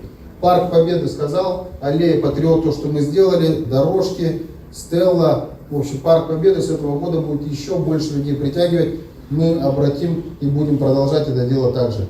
Хорошая новость, когда я говорил, что мы 70 единиц техники закупили. Это нам нужно было для того, чтобы мы провели большую работу с правительством и получили одобрение от главы республики. Мы получим в этом году, получили уже в 2 раза больше финансирования на столичные функции, в которых есть содержание улично-дорожной сети с республиканского бюджета. Мы, то есть, в 2 раза больше будем убирать дороги, чаще, там, где не убирали, начнем заходить, грейдировать и так дальше. Значит, построим больше освещения, чем строили в этом году. Финансирование увеличим по функции «Светлая столица». Вот это вот то, что мы сделали и добились в рамках благоустройства и содержания города. Жилищно-коммунальное хозяйство сказал, коллектор продолжаем строить, соцгазификация и газификация земельных участков для многодетных. Теперь по территории автодорожного округа. Вот эта карта, она останется на территории округа, поэтому можно будет по ней сверяться, как идут дела. Мы за 22 год что сделали? У нас сделана полностью дорога Птицевод. Теперь можно приехать с Покровского тракта через Речевую школу. Сегодня, кстати, был на открытии нового здания Речевой школы. Школа республиканская, поэтому здесь не указал. По факту Речевая школа, современнейшее здание с интернатом. Через Речевую школу Птицевод оказались на Ивана Кульбертинова, птицефабрика, Серегляское шоссе. Вообще классная дорога получилась, экономит время супер, 3,5 километра. Улица Тимирязева, километр 200, часть асфальтировали. Подъездная дорога к Речевой школе тоже заасфальтировали. Построили спортивную площадку рядом с АГАТУ, Серегляское шоссе. По программе переселения 41 квартиру, 126 человек переселили. Это Байкалов 25, Крупская 3, Покровский тракт 4 километр, дом 1, Чапалова, дом 59. По муниципальной программе за счет города Якутска, Чернышевского 26 переселили, и там будет сейчас восстанавливаться объект культурного наследия. Значит, старый дом будет восстанавливаться и будет радовать нас. Это в рамках проекта «Залог-2». Мы восстанавливаем исторический залог. По линии освещения Покровский тракт 22 опоры, 24 светильника сделали. По школе, вот эта вот школа, республиканская коррекционная школа-интернат, Речевая школа. Значит, по детским площадкам 11 площадок провели текущий ремонт и установили МАФы. 4 единицы, это Красильникова 4/1, Чернышевского 58А, Серегляское шоссе, дом 1, перекресток Матросов, Тимирязева, улица Автодорожная, 4012. Благоустройство дворовых территорий. Большой объем работы выполнен, 8 дворов попало под программу у нас. Крупская, дом 23, дом 21, Чкалова, дом 1, Птицефабрика, дом 7, дом 6, Серегляское шоссе, дом 1, Автодорожная, дом 40/5, 40/6. Это то, что мы сделали за 22 год на территории автодорожного округа. По 23 году у нас благоустройство озера Сайсары, 212 граждан под программой переселения, 78 квартир. Строительство, линия наружного освещения, это детский сад «Солнышко» по улице Тимирязева, старый Покровский тракт от 6 дома до 74-го. Ремонт СОЖ номер 19, теплая остановка кинотеатр «Лена», создание дополнительных мест, значит, детский сад «Земляничка» будет, благоустройство дворовых территорий птицефабрика 1, птицефабрика 13. Ну и по дорожному ремонту мы в этом году закончим проспект Ленина, он у нас еще не закончен, будет закончен в 2023 году. Я готов отвечать на вопросы. Да, представляемся и по сути просьба, чтобы сегодня сразу же вопрос без вступления. Мы все в теме, в повестке. Так, уважаемые жители, у нас вот 2 микрофона, давай поступим так. Первый микрофон, второй микрофон, и по очереди подходим. Сначала первый микрофон, потом второй микрофон. Также у нас есть готовые бланки для письменного заявления. Можете подходить на столе, где вот прошла регистрация, и письменно задать свой вопрос. И прошу, сегодня у нас 148 человек зарегистрировано. И я понимаю, что каждый хочет задать вопрос. Прошу очень кратко, представиться и по сути вопрос задать. Спасибо. Да, просьба без вступления. Мы все в повестке, готовы сразу. Добрый вечер, Евгений Николаевич. Белоусов Олег Викторович, птицефабрика, дом 7 я представляю. но все равно хочу поблагодарить. Безусловно, мы отмечаем по своему микрорайону, это просто тектонические сдвиги, потому что наш микрорайон уже весь заасфальтирован, 2 дворовые площадки сделаны просто замечательно. Наш двор по нашей просьбе, вы видели, сами были на приемке, где установили не просто там площадку, а игровая зона, футболисты, то есть малый футбол, и где бы мы хотим вот сейчас совместно с управой с нашей последующие проводить социальные мероприятия, такие как дворовые игры, там все это будем в будущем оговаривать со своей управой и с нашими активистами. Теперь, все, что сделано, это так прекрасно, это так шикарно, давайте это все сохранять. Сохранять. Вопросы какие? 2 вопроса, да, содержание. Содержание, сейчас первое гарантийное содержание, это, допустим, дворовых площадок, дороги. Вот, дворовые площадки, да, то есть у нас 5 лет гарантийное обслуживание того, что сделано. Вот здесь надо людям тоже понять, разделить. То, что относится к гарантийному содержанию, да, то есть это то, что, допустим, вот, ломаются, да, тренажеры, да, то есть куда нам обращаться. И второй вопрос, да, в смысле вот по содержанию, уборка вот этой территории. Это все относится к управляющей компании. Правильно? Так мы понимаем. Дальше, по содержанию. Управляющая компания говорит, я не при делах здесь, вот каким образом это будет содержаться. То есть, или мы вводим отдельную жилищную услугу, содержание дворовой площадки, территории, отдельная жилищная услуга, это так, как сделали с экосетями, когда содержание санитарной точки, да, мы предлагаем, чтобы вот заявки были каким-то образом оформляли, чтобы вы звонили просто в управу. Прошу, вкратце, суть вопроса. Я вопрос понял. Смотрите, с точки зрения гарантийного ремонта, все дворовые территории, 5 лет гарантии. Вы сразу заявку любую пишете, где угодно, социальная сеть, управа, управляющая компания, 5 лет мы гарантии все есть. Я в течение этих 5 лет буду заезжать в эти дворы, весной еще раз проедусь по всем 75, где мы сделали ремонт. По управляющим компаниям мы изначально делали общественный договор. Во всех дворах, где я встречался с жителями, я ставил управляющую компанию и говорил, мы отремонтируем, вы возьмете в эксплуатацию. Все говорили да. Если ваша управляющая компания отказывается, давайте мы вам организуем общее собрание жильцов, поменяем эту управляющую компанию. Такие люди не нужны. По дорогам. Нижний слой, значит, минимальный срок гарантии 4 года на верхний слой. Чем ниже, тем дольше. До 8 лет. Значит, мы заставляем десятками тысяч квадратных метров асфальта перекладывать по гарантии ежегодно наших людей, которые работают на дорогах. Теперь они прекрасно это знают, мы заставляем их работать, они следят за качеством, но гарантийные обязательства будут. Конечно, это нормальное явление, мы заставляем их переделывать. Евгений Николаевич, почему я этот вопрос поднял? Потому что вот эти заявки, да, должны каким-то образом фиксироваться и отслеживаться. Потому что те же, вот да, по дорогам, пример, да, остановка, новая остановка бюджет, обычная, которая сейчас у нас на улице делается, да, заднее оргстекло, отрывается, звонок, управа, никто не отрабатывает. В конечном итоге оргстекла нету, остановка развалилась. Все. Я сегодня проезжал, там остановка стоит же. Бюджет. Нет, да. Я имею в виду, вот оргстекла уже нет, все. Я понял, хорошо, отфиксируем нам. Ну, заявка была вам, да?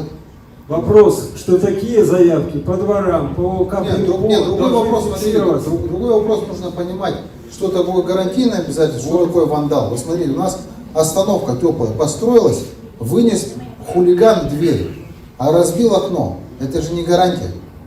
Это уже не гарантия. Мы вынуждены восстанавливать сами это, искать, изыскивать средства в бюджете, которые не были заложены, уточнять, включать вот так вот. Поэтому по бюджету, скорее всего, такая же ситуация. Остановку сломал вандал, хулиган, нам надо восстанавливать. Это вряд ли гарантийный случай. Я делал заявки четко по... Давайте по регламенту, вот второй микрофон. Мы с вами встречаемся постоянно, мы переговорим спокойно. Добрый вечер, уважаемый Евгений Николаевич, коллеги, друзья, директор школы номер 19 Алексей Иванович. Я буду краток. В этом году планируется капитальный ремонт в нашей школе. И замечательно, что наши дети вот с микрорайона птицефабрика будут учиться в цивилизованных, таких современных условиях. но тем не менее присутствует проблема нехватки учебных кабинетов. В этой связи вопрос, каковы перспективы строительства пристроек в нашей школе номер 19? Так, второй вопрос, ну, скорее всего, пожелание.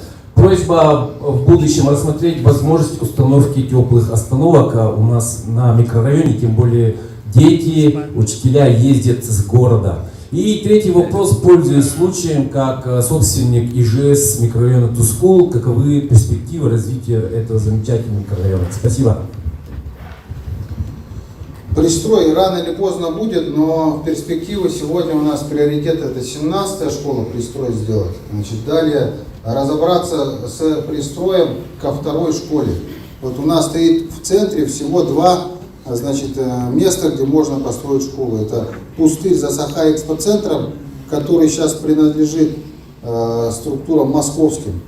Москвичи собственники, значит, и они допустили нарушения, и мы с ними в судебном споре забрали землю под нужды школы, значит, но сейчас оспаривают. Я считаю и убежден, что в центре нужны школы. Вот мы 26-й, 29-й строим, 17-ю построим, далее, значит, вот к 7-й необходимо, ну и 19-й тоже, само собой, приедем. Надо делать. Значит, по остановкам принято, я, как и говорил, надо их везде ставить, но как бы есть всегда возможность сделать определенное количество, выше головы не прыгнешь. По Тускулу, значит, по Тускулу у нас мы сделали заездную дорогу центральную, значит, дальше мы планируем сейчас проводить работу по газификации, ну вот такие планы пока такие. Там надо сказать, что по Тускулу ситуация, что-то есть, коллеги добавят, когда ясность по срокам по газификации. Это Покровский тракт, правая сторона. Да, добрый день, Федор Алексеевич. У нас там проблема основная, это дефицит по АГРС, да, эксплуатации. То есть мы сейчас работаем с Минпромом, чтобы его передвинуть на ближайшее время. То есть это проектирование 23 год и 24 год модернизация. Только после этого можно будет уже... Соответственно, ликвидация пропускной способности газа дефицита. И далее тогда у вас возможность будет подключаться по той же самой социальной дегазификации. У вас в Тускуле у всех земельные участки категории ИЖС. Поэтому можно поставить дом, зарегистрировать право собственности на дом и податься на соцдегазификацию после 2024 года, когда будет проведена работа на крупных магистралях. Спасибо. Первый микрофон, пожалуйста. Добрый день. Леонид Михаил Леонидович, житель Залозного района. По реконструкции дороги Тимирязева убрали остановку Байкала. И теперь мы с детьми вообще не можем никуда не выйти, не выехать. И когда ее восстановят, и будет вообще остановка восстановлена. На 50 лет она там стояла, улица Байкала. И еще один вопрос, это уже Заложный район. Тимирязева 25, территория ЖС, ведется изготовление, промышленное изготовление шлакоблоков. И в территории ЖС 3 класс опасности производства и до жилых домов всего 30 метров. Вот нас что интересует. Хотя зона охраняемая должна 300 метров быть. В течение 2 лет уже идет производство, и прокуратура, ни Роспотребнадзор никаких мер не принимает. Вот 2 вопроса.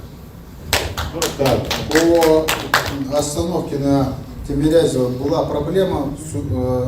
Заходили, значит, с экспертизой, ГИБДД не разрешало передвинуть, но в целях восстановления прав мы зашли в судебное.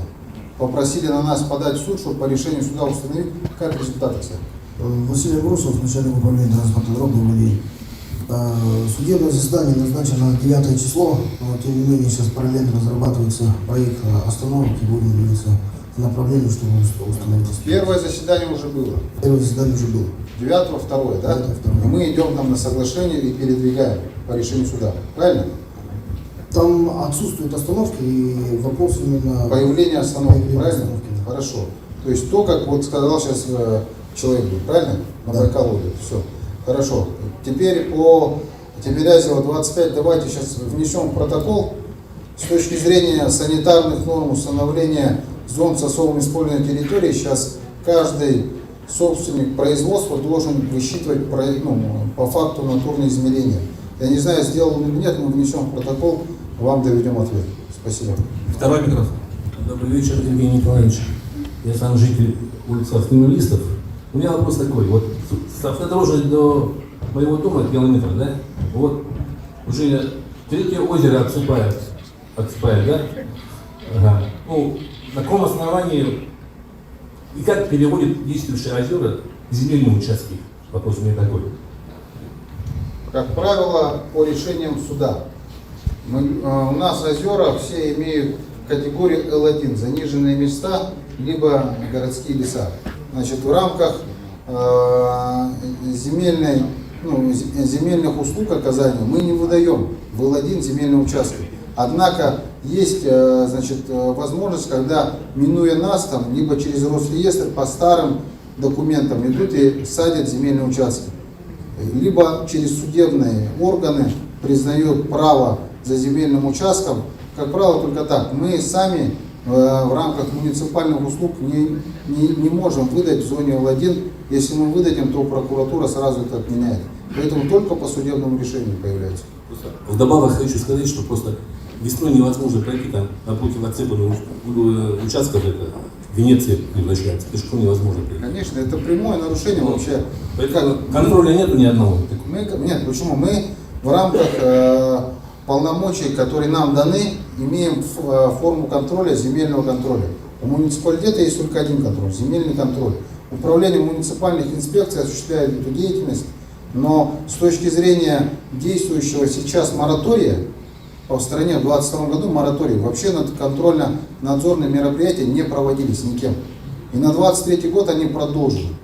Поэтому здесь могут сейчас злоупотреблять, но в случаях, когда нам прокуратура согласовывает, а согласовывает в том случае, если есть угроза жизни и здоровья населения, тогда только разрешается проводить. Но мы фиксируем, занимаемся, правда, в 2022 году по всей стране КНМ запрещен. Спасибо. Здравствуйте, Румянцева Марина Олеговна, жительница микрорайона птицефабрики. Как житель аварийного фонда у меня такой вопрос. Вы сами в курсе, у нас там очень много на птицефабрике аварийных домов, и я послушала ваш отчет, то, что у нас идет опережение графика, куда будут нас всех старых деревяшек расселять именно птицефабричных. 7 домов вошло. В этом году вошло 7 домов. Птицефабрика 1, 2, 3, 4, студенческая 4 и студенческая 9. Вот сейчас у нас здесь департамент жилищных отношений, заместитель директора, он точно скажет, куда. Звездный, наверное, да? Добрый вечер. В оригинальную программу представления включено.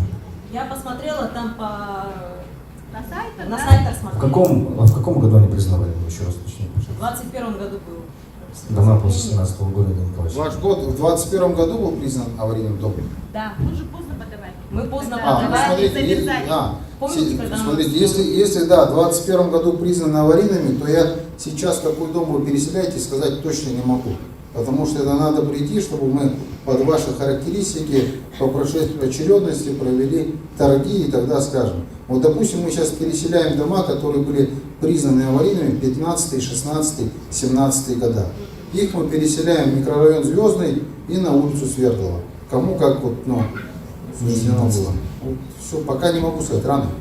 Еще один вопрос, даже, наверное, предложение. Очень хотелось бы площадки для выгула собак, правда. Сама как хозяйка прекрасного лабрадора, который грустит, хочет поиграть, Хороший попрыгать, вопрос. побегать. Да, мы сейчас в рамках капитального ремонта дворов у жителей спрашиваем, где жители выступают с предложением и согласны площадку под выгул собак, мы ее делаем. Например, на улице Калица, какие двора определили номера?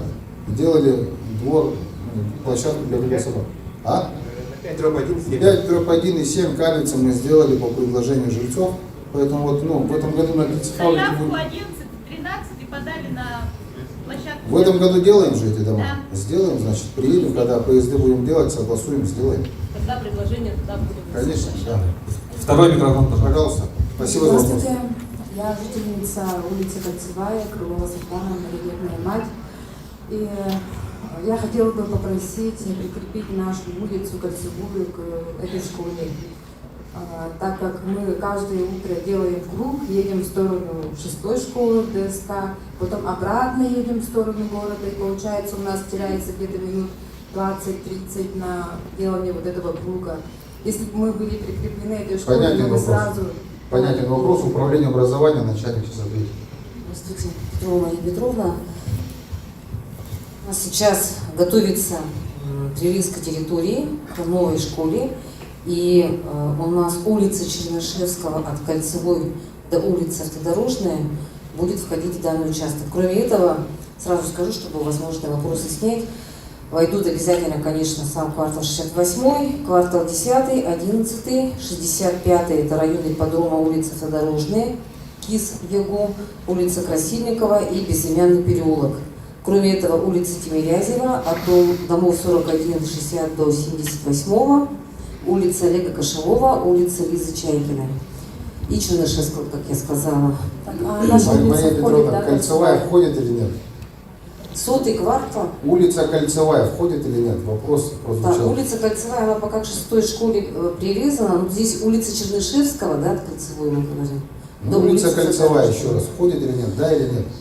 Вот здесь у меня не отмечено, если соседняя улица, которая находится ближе к 6-й школе автомобилистов, почему-то она прикреплена к Прометейчику. У нас, а вот наша улица, которая находится ближе к Прометею, мы сейчас уточняем, значит, до 15 марта мы должны озвучить все территории, пока идет у нас уточнение по тем домам, которые находятся за озером от данной школы. Потому что здесь идет вопрос безопасности транспортировки детей. Через озеро нет ни моста, нет освещения, поэтому, ну, скажем так, привезать эти дома к нам сюда является небезопасным. И мы уточняем транспортную также инфраструктуру. В цели экономии времени, да, нет, Кольцевая? Пока нет. Пока не могу нет. сказать. Мы ваш вопрос услышали. Задачу Еще поставим. второй вопрос. В прошлом году на улице Луговая капитальный ремонт сделали. И почему-то забыли там тротуар сделать. Вообще, мы не забыли. Я по Луговой объясню, почему, кстати, мы дальше не пошли и не сделали. И с теми проблемами, которые мы столкнулись сейчас на Старопокровском тракте, почему не сделали? У всех самозахваты. Земельные участки, которые стоят, вышли кто на 5, кто на 10 метров. Поэтому нужно отрезать у людей, но это огромная проблема, когда мы посмотрели, там в самозахваченных местах септики лежат, водопроводы лежат, которых не должно быть там. И в целях того, чтобы за один период сделать это, не занимаясь ликвидацией вот этих самозахватов, по-другому... Можно было бы до Луговой 2 сделать тротуар, там озеро находится, там нет никакого самозахвата. Частями делать бесполезно, надо сейчас разобраться со всем. Я понимаю ваш вопрос, но смотрите, вот по тротуару, почему не сделали, ответил, почему дальше не сделали, трассировка попадала на земельные участки. Сейчас мы ушли на другие улицы, закончим в рамках программы, там где вообще беда, да, и вернемся. Луговая улица тупиковая, только индивидуальный жилищный сектор. Вот хотели сделать, но столкнулись до конца, вот такая проблема оказалась. Сейчас у нас в приоритете появились улицы, которые с общественным транспортом, с автобусами, ну и так дальше. И еще подскажите тогда, куда нам обращаться, чтобы нашу улицу Кольцевую внесли прикрепленные в эту школу? Мы уже сейчас протокол включили, пусть они проработают и официально дадут ответ через управу. Если по справедливости получается, что автомобилистов прикреплена к Прометейчику, дальше у вас, то справедливость будет восстановлена, я вам гарантирую. Пожалуйста, первый микрофон. Здравствуйте, Михайлова Надежда Анатольевна. Представляю собственников участков в местности Сырат из ХПК Хатасский. Это дальше села Пригородный до Хатасской дороги. Это не к автодорожному округу. Пусть. У нас вопрос, это земли сельхозназначения, и вопрос, будут ли внесены изменения в генплан по этим землям? Пока мы все с вами не соберемся, и вы не согласитесь часть участков отдать под дороги, под школу, нет. Если согласны, то тогда в администрацию Хатасов, в администрацию пригородного Табаги, куда решите, туда и приезжаете. Они сейчас собираются сбором всех собственников. И когда мы только так договоримся, и будут предоставлены земельные участки и построены школы, только после этого переведем, потому что школа в Хатасах перегружена почти в 3 раза, школа в пригородном перегружена почти в 3 раза, и только мы дадим добро там построить ИЖС, там вырастет Сатал-2 в течение 1 лета. Это до свинокомплекса. Да без разницы, где бы ни было. Пока мы не поменяем и не дадим там возможность реализовать социальные функции государства, перевода не будет. А вот 13 февраля будут общественные слушания по изменениям генплана. Там будет этот вопрос? Нет, он комиссию не прошел. Я этот вопрос говорил в такой же встрече с Хатасов, Табаге, в пригородном, объяснил на карте, почему и как сделать. Обратитесь в администрацию Табаги, пригородном или Хатасов, куда вас ближе земельный участок, вас включат в группу, с которой мы будем встречаться, отдельно работать. Это сложный, большой вопрос. Это в Хатасов. Второй микрофон, пожалуйста. Микрорайон Тускул. Билигин действующий где-то тулан турар. Мне вопрос такой, там основной вопрос бар, газ, освещение.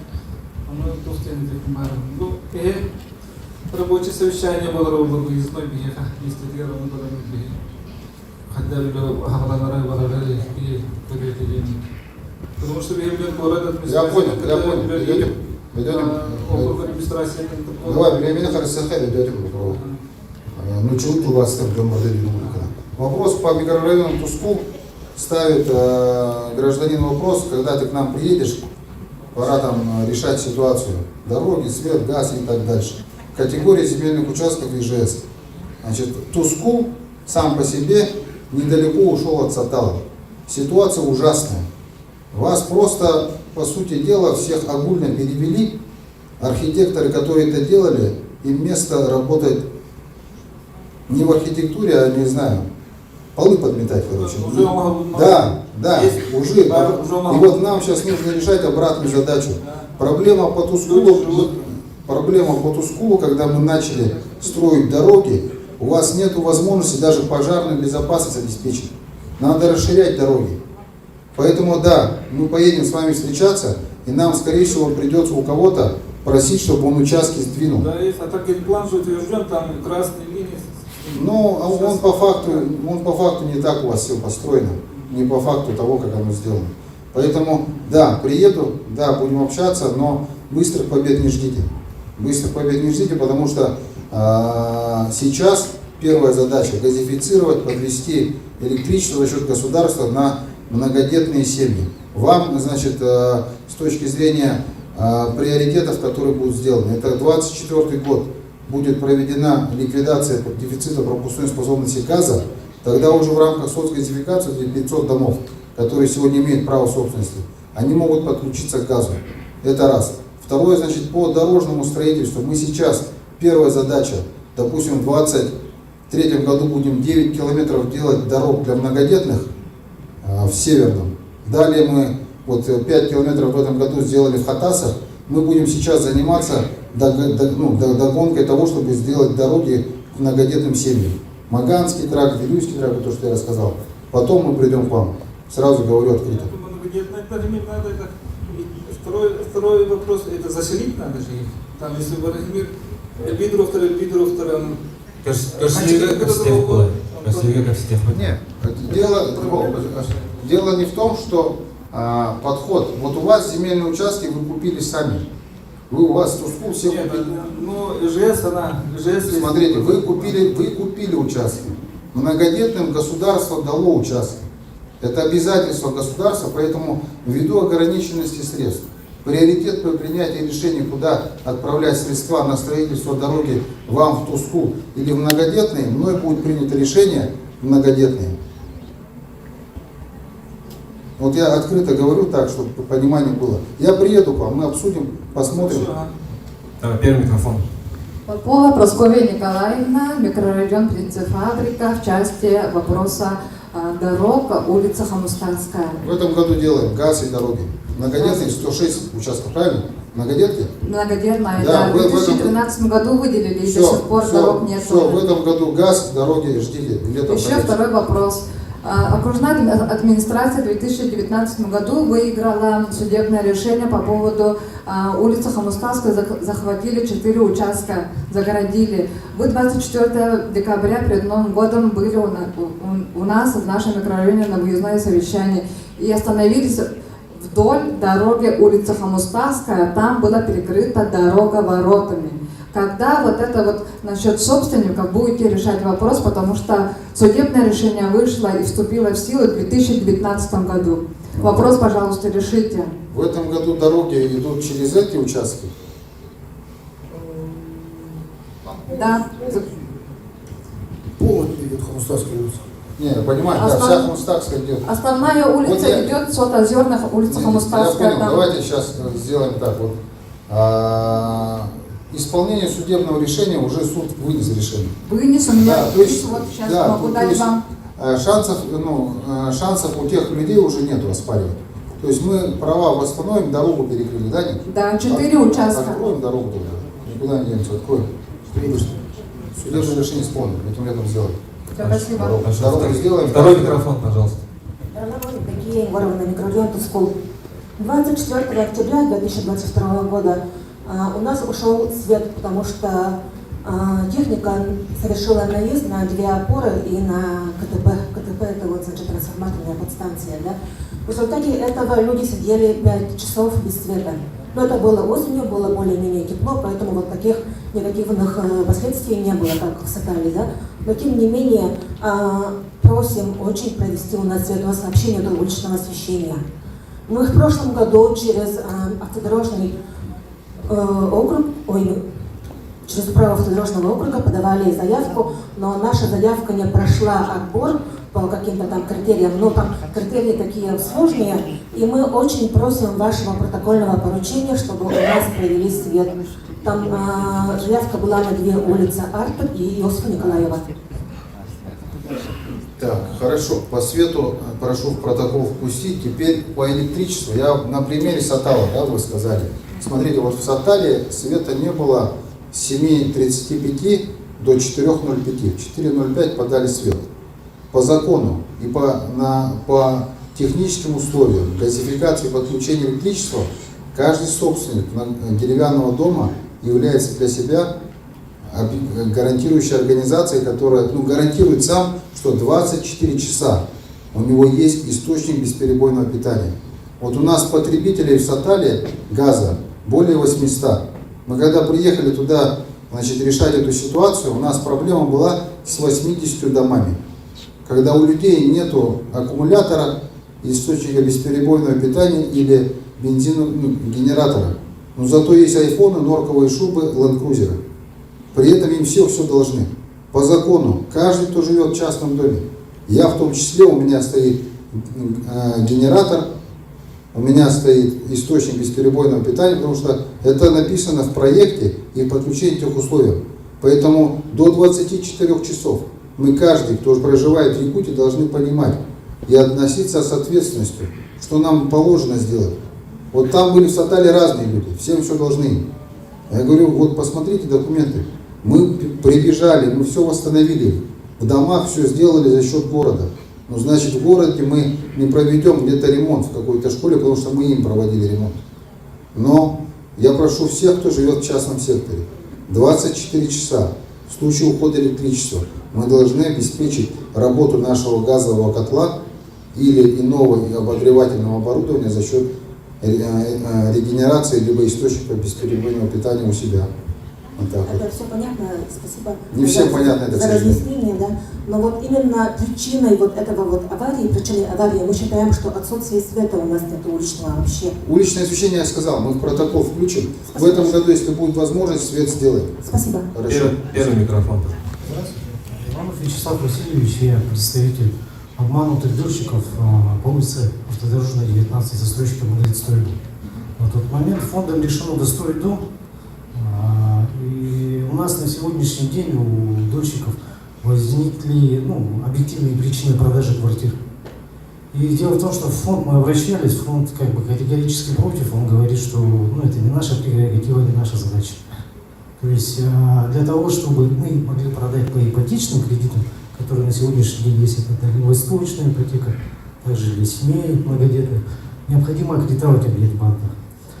Банки, они согласны, в принципе, аккредитовать банки, даже этот фонд, без участия фонда, в открытых источниках есть документы, но некоторых документов не хватает, и нужна ваша поддержка, чтобы вы как-то повлияли на фонд, непосредственно на Чусовскую, да, чтобы мы смогли пройти аккредитацию и, соответственно, продавать наши квартиры. Объективные причины какие? Вот, например, у моего брата Да, студия, да? За это время родилось Я понял. детей, надо расширяться. Я готов отвечать. Да. Здесь чисто юридический вопрос.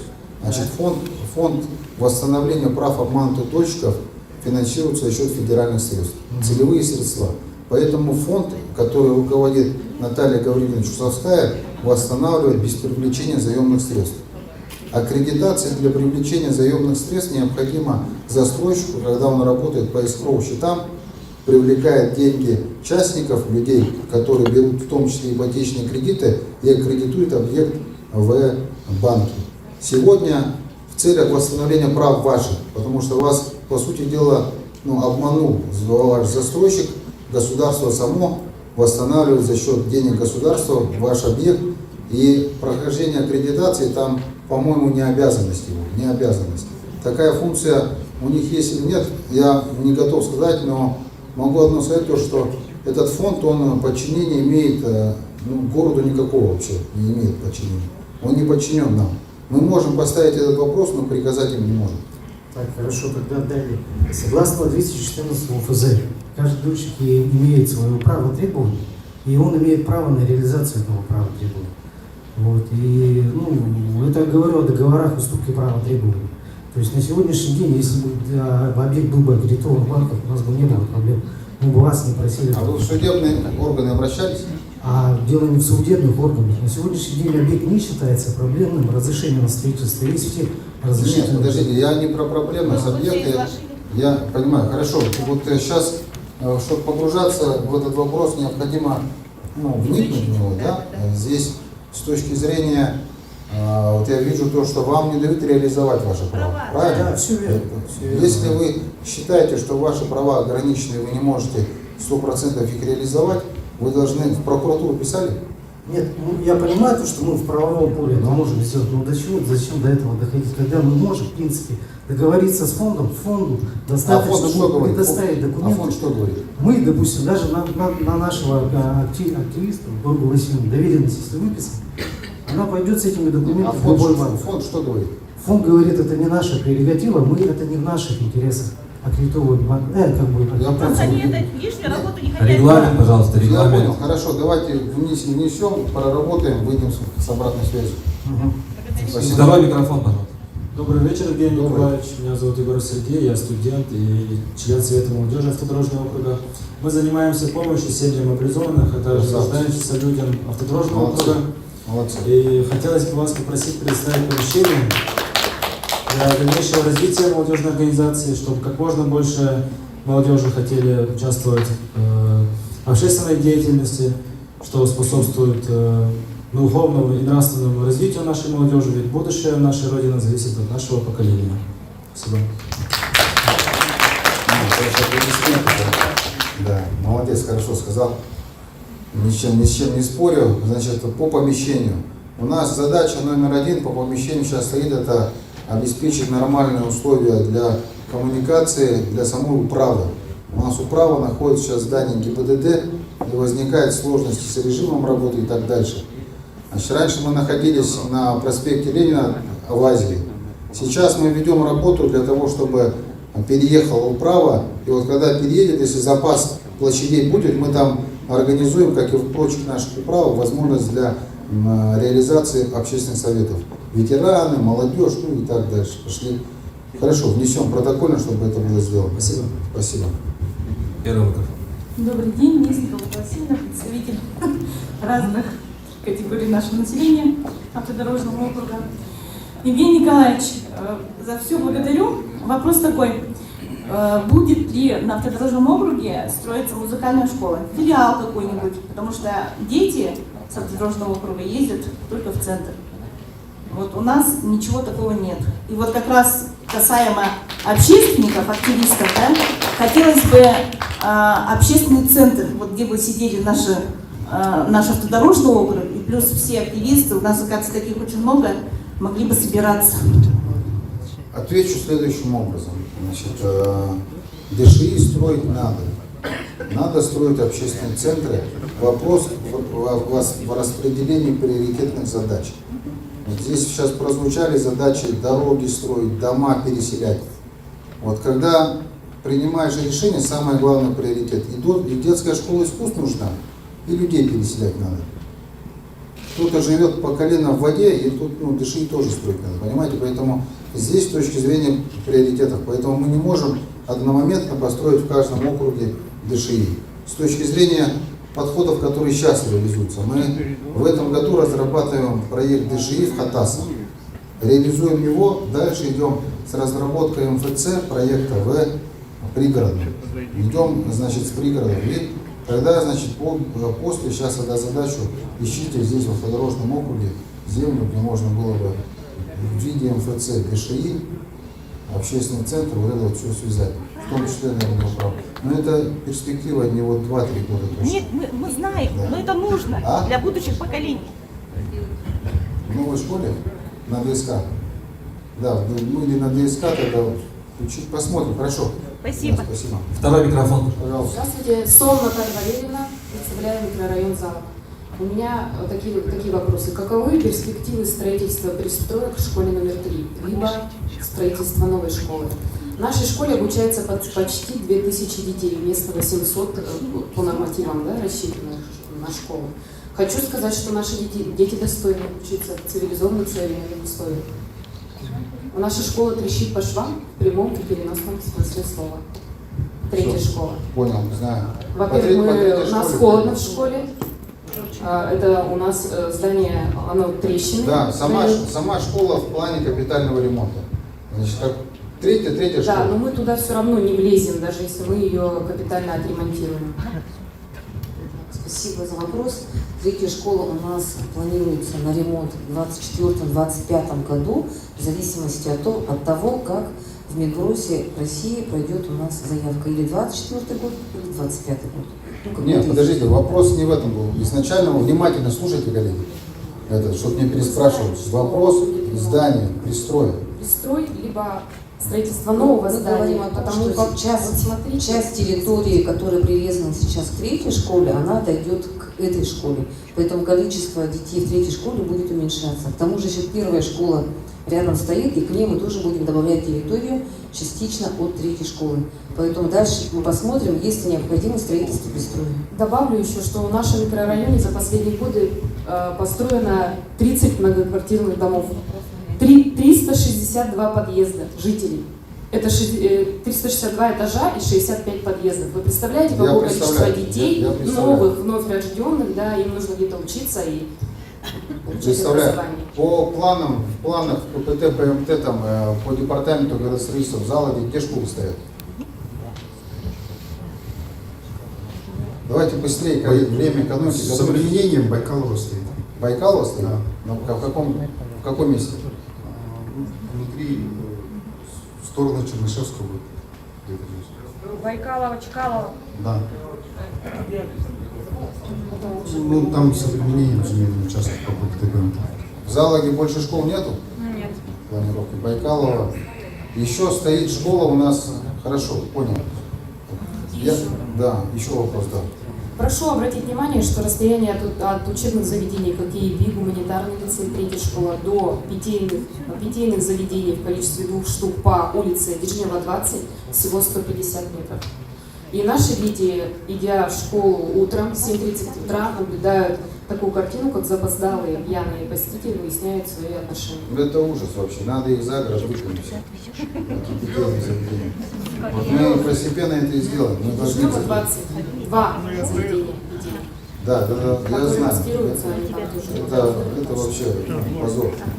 Прошу это запротоколировать, пожалуйста. Регламент, пожалуйста. Культурного центра и спортивного сооружения в центре автодорожного округа, а не на ДСК, либо где-то на окраине, чтобы все дети могли съезжаться и заниматься. Я понимаю. Вопрос, знаете, в чем? Вот, почему сейчас на ДСК мы спорткомплекс будем строить и школу? Вопрос в обремененности земельных участков. Чтобы вычистить площадку под строительство, у нас городу 400 лет. Либо частной собственности земля, которая стоит очень дорого, либо стоят деревянные дома, многоквартирные дома, которые надо переселять, соответственно, допустим, вот мы нашли 500 миллионов на спортзал. Из них, чтобы участок вычистить, надо 200 миллионов потратить, соответственно, не построишь зал. При этом есть потребность и на ДСК тоже огромных спортобъектах. Мы находим пустой участок, и начинаем реализовывать там. Логика принятия решения по реализации в текущем моменте именно такая. Я не спорю с тем, что в третьей школе должны быть хорошие условия, такие же условия созданы. Это бесспорно. Вот по ремонту, который мы заходим, мы пытаемся подойти к такому стандарту, где капитальный ремонт проводим. По питейным заведениям, вот я лично говорю неоднократно, публично, мне вообще не по пути с предпринимателями, которые занимаются спаиванием населения, они у меня вообще неинтересны, не интересна их там стратегия какая-то, они занимаются спаиванием населения, по сути дела. И обманывая нормы, вот они открылись в 150 метрах от школы. Могли бы открыться подальше, была бы совесть, ее нет просто. Вот. И спасибо за вопрос, протоколируем. Уважаемые жители, вот я вижу 8 человек и предлагаю на этом завершить. Устные вопросы, если есть. Письменно, пожалуйста, обращайтесь. 9 человек. 10. Первый микрофон. Один вопрос о превентивных мерах можно? Один вопрос. Пожалуйста. Ну, здравствуйте, Мария Семеновна, нет, я задаю вопрос. Пожалуйста, по очереди. Я по Прошу, очереди да, стояла. я вот по очереди стояла, задавайте, пожалуйста. Бирюкова Александра, житель Залога. Вопрос такой, значит, господи, вот я на Чкалова, когда будет освещение? Потом улица Строза, когда будет асфальт около детского сада 40. И вопрос непонятен по поводу Тимирязева остановок. Нам их вернут обратно или нам добавят еще по одной остановке? Ответьте по улице. Начну с остановки. 9 числа будет судебное решение. Параллельно, независимо от судебного решения, мы будем принимать решение по установке. Ребята, 10 вопросов. Вы отвечаете конкретно. Старые остановки, новые остановки? Старые остановки. На старом месте. На Да. старом месте, да. Ну, расстояние там метров 20. Ну, может это быть. понятно, но не так, Ну, как на старом. километров. Ага. С освещением на улице Чкалова. Освещение по улице Чкалова, это у нас в рамках Светлой столицы. Добрый вечер, Евгений Николаевич. Добрый вечер, жители автодорожного округа. По улице Чекалова, значит, мы все просчитаем и внесем предложение для внесения в программу Светлого. А эти объекты, значит, есть, и это все есть в программе, то есть при наличии источника финансирования работы будут выполнены. Хорошо. И по поводу дороги на улице Строда около детского сада 40, солнечные ручки. Водоканал в рамках Это понятно, водоканал, когда от мы проспекта видим Ленина дорогу. до Да. метров 80-100 должен сделать в этом году. Сделать. В этом году. В этом году. Спасибо. Срезав все лючки, он уже почти срезан. Второй микрофон, пожалуйста. Школа номер 6, Александра Егоровна Ушницкая, замдиректора. В прошлом году на отчетном собрании наша школа внесла предложение о привлечении внимания пассажиров автобусного маршрута к изучению истории города. Проект был вами одобрен, вы рекомендовали внести протокол. И сегодня мы отчитываемся, мы достойно выдержали ваше доверие. Проект реализуется на маршрутном автобусе номер 14. 80 детей привлечены, и их голосами звучит история города на каждой остановке 14 автобуса. И наши дети стали победителями городского этапа практической конференции «Шаг в будущее». Они стали призерами республиканского этапа, приглашены в Москву на всероссийский этап. И на сегодня нашей идеей заинтересовались город Казань и Самара. 2 лидеров, учащиеся 6 класса, получили на сегодня приглашение. И могут ли наши родители, учителя надеяться на вашу поддержку для их перелета в Самару и Москву, в Самару и Казань в апреле месяце? Вот надо просто разобраться с точки зрения бюджетирования. Имеем ли мы право, значит, из бюджета города Якутска оплачивать родителей? По-моему, нет. Не родителям, а детям перелет. Детям мы можем. Хорошо, мы говорим только Сейчас, о подождите, детях. Мария Петровна. Без родителей, о детях. Так, ну, вы к нам подойдите и... Хорошо. У нас вообще в бюджете управления образования на выезды, олимпиады и прочее. У нас всего 300 тысяч рублей, поэтому, конечно, это очень скромная сумма. В зависимости от актуальности мероприятия, приоритеты даются патриотическим мероприятиям и олимпиадам. Да, как раз вот патриотизм начинается Давайте в целях экономии времени. Мы надеемся на вашу поддержку. Хорошо, Спасибо. я за, просто надо понимать, да, сколько детей, сколько это, вот Мария Петровник, начальник управления образования. И, конечно, очень большая поддержка была со стороны главы администрации, главы автодорожного округа Николая Сергеевича. Мы выражаем большую благодарность от имени школы. Осталось 8 человек, просьба, хвалить не надо, ругать можно, хвалить не надо. Горохова Мария Семеновна, третья школа. Совершенно с вами согласна, Евгений Николаевич, что дети третьей школы должны учиться в таких же условиях, как и вот эта школа, да?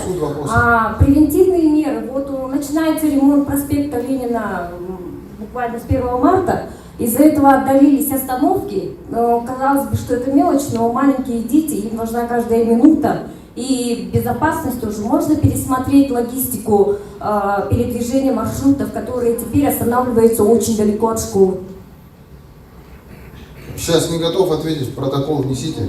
Подумайте. И площадка входит в ремонт школы или только здание? Только Если здание. площадка не входит, то площадка у нас находится в плачевном состоянии перед школой. Хотелось бы тоже, чтобы на это внимание обратили. Я знаю, да. Мы по школам, по территориям отдельный проект запустим. Второй микрофон. Вечер добрый. Добрый. Полдезников, сервис-центр.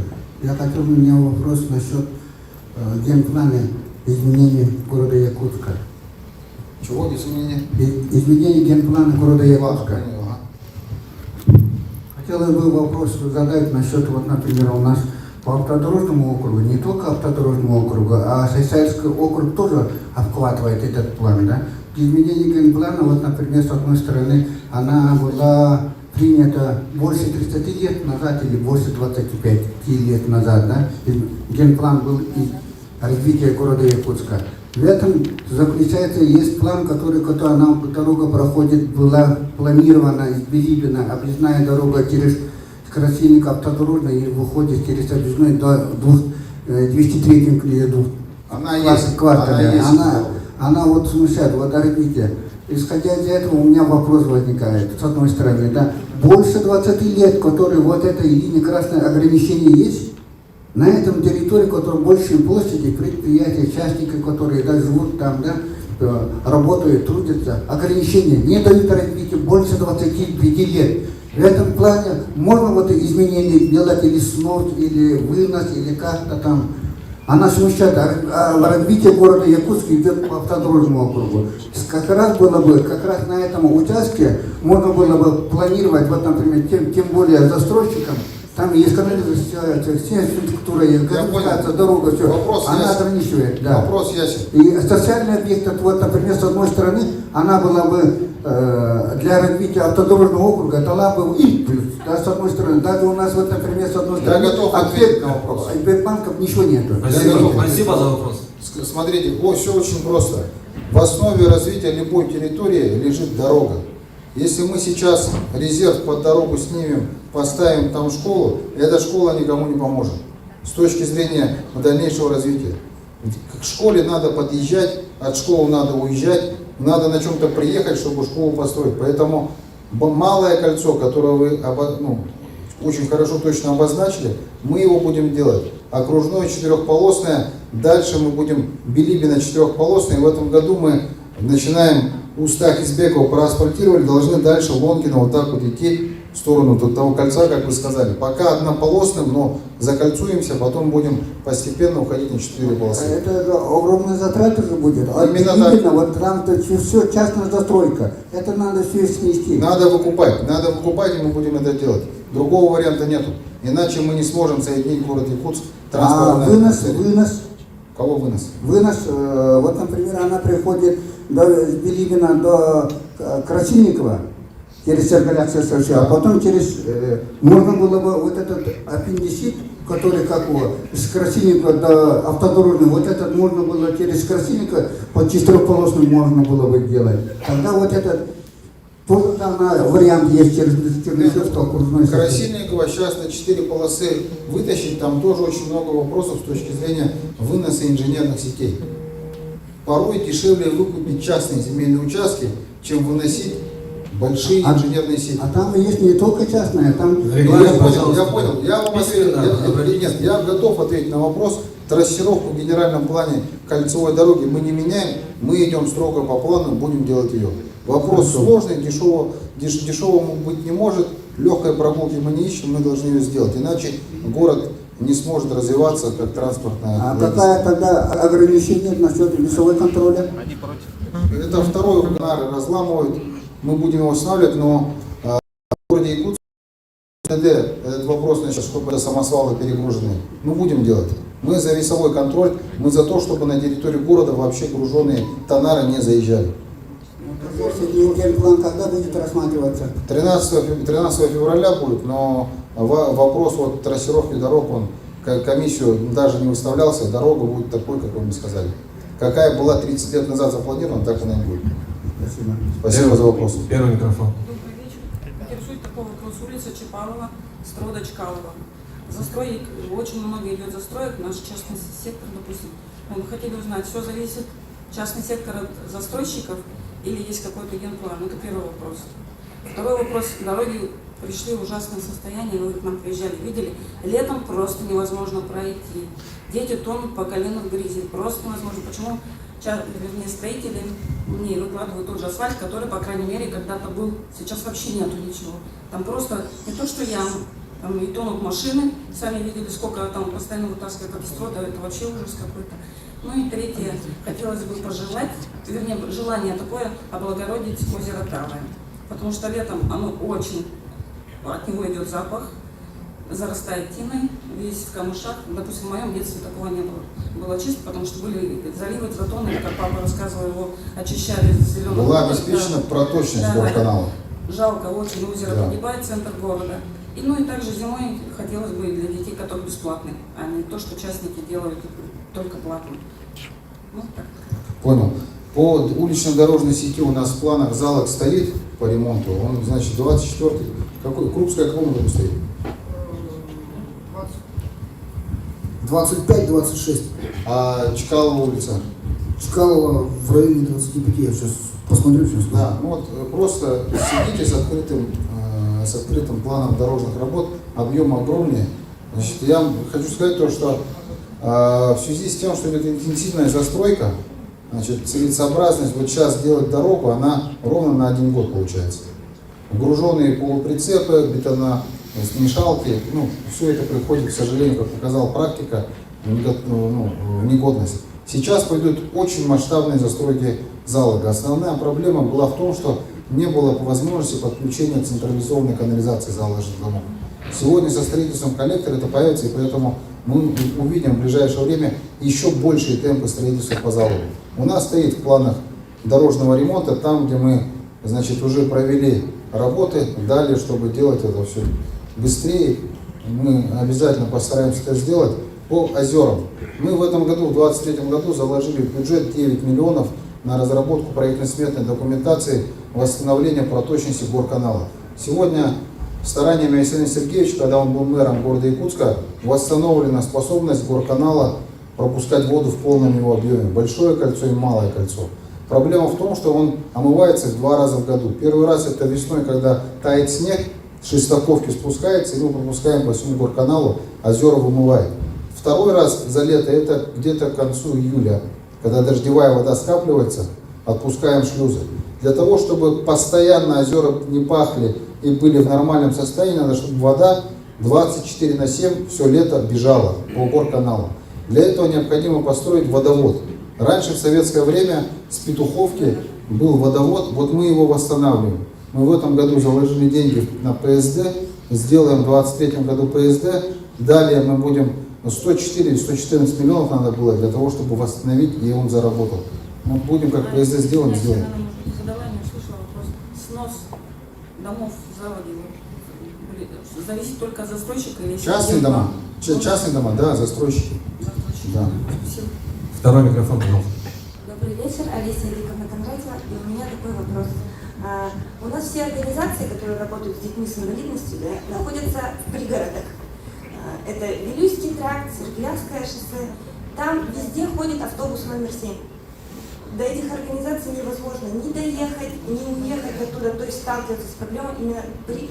И просьба, вот, когда новые маршруты вы рассматриваете, чтобы вы вот это тоже учли, что невозможно туда не уехать, не приехать туда, вот людям с инвалидностью очень сложно.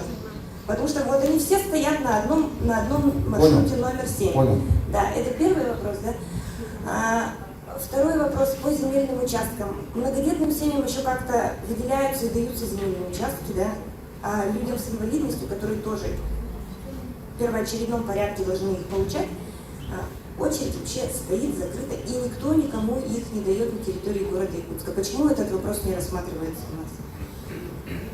Выдача земельных участков многодетным – это обязанность государства, а выдача иным льготным категориям – это право при наличии. В первоочередном порядке. Первоочередной порядок идет сейчас, если из выдачи земельных участков, в первую очередь должны выдаваться многодетным. И вот это обязательство государства номер 1. Сейчас многодетным, пока есть очередность многодетным, не закончена, другим категориям не выдается. А как-то эта проблема будет решаться? Вот, я про многодетным рассказал, как мы пошли. Мы посмотрим, как это пойдет в 2023 году. Не будут люди идти на деньги, еще больше денежный вопрос надо увеличивать. Вот, соответственно, я позавчера с главой республики на эту тему разговаривал, посмотрим, как пойдет 23 год. Уже сегодня видим, люди подают заявку, кому в другом регионе уже живет, где-то живет, но очередь там стояла. Вот посмотрим, насколько сократится очередность, и вот по выдаче 3500 земельных участков, как сократится. Спасибо. Первый микрофон. Пожалуйста, если якутск-транспорт.ру сайт, зайдите с компьютера, посмотрите ваши социальные объекты и какие маршруты мы предлагаем. Внизу, пожалуйста, внесите ваше мнение. Мы все соберем и будем обсуждать. Спасибо. Здравствуйте, Надежда Находкина, я представитель мам групп микрорайона Прометея, и у нас ряд вопросов. Я вам задам 9 вопросов. Давайте не 9, если 9. Все важны, потому что... Я не спорю, если все важны, мы просто отдельно надо встретиться, но 9 вопросов мы до утра будем отвечать. Вот мы все пришли, многие сюда, ради этой школы, узнать. Это наш самый главный вопрос.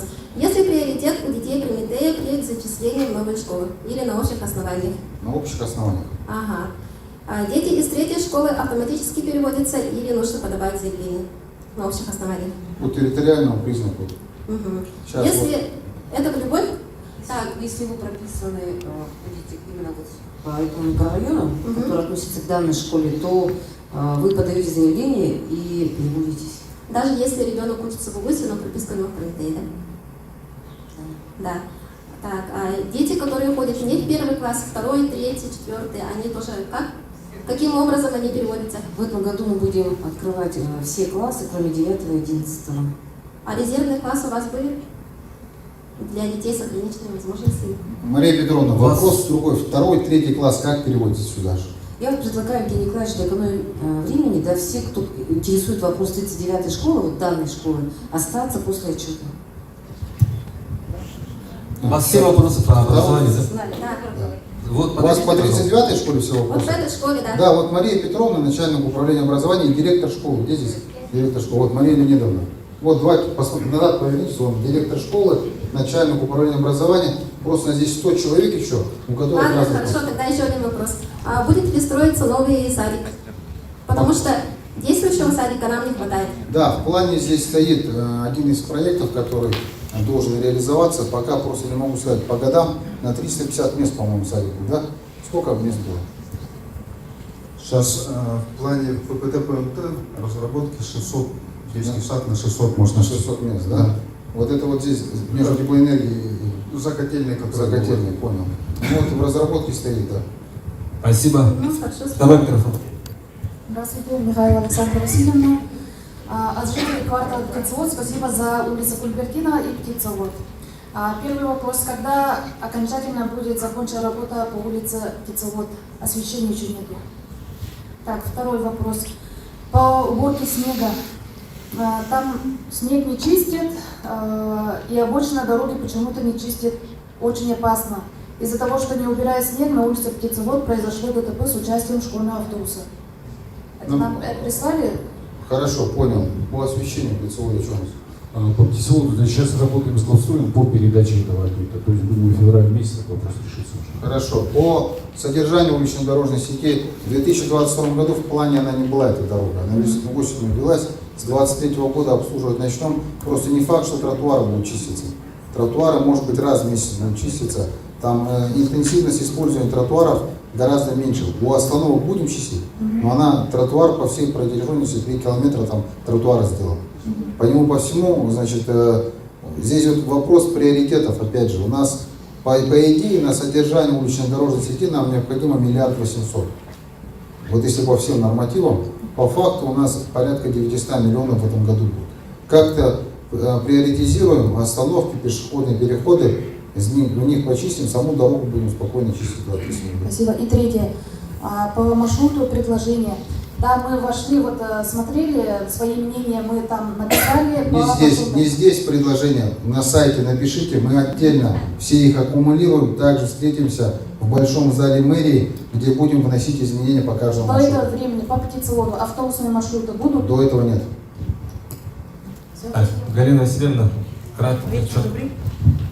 Я хочу выразить мнение своих ветеранов, как председатель Совета ветеранов автодорожного округа.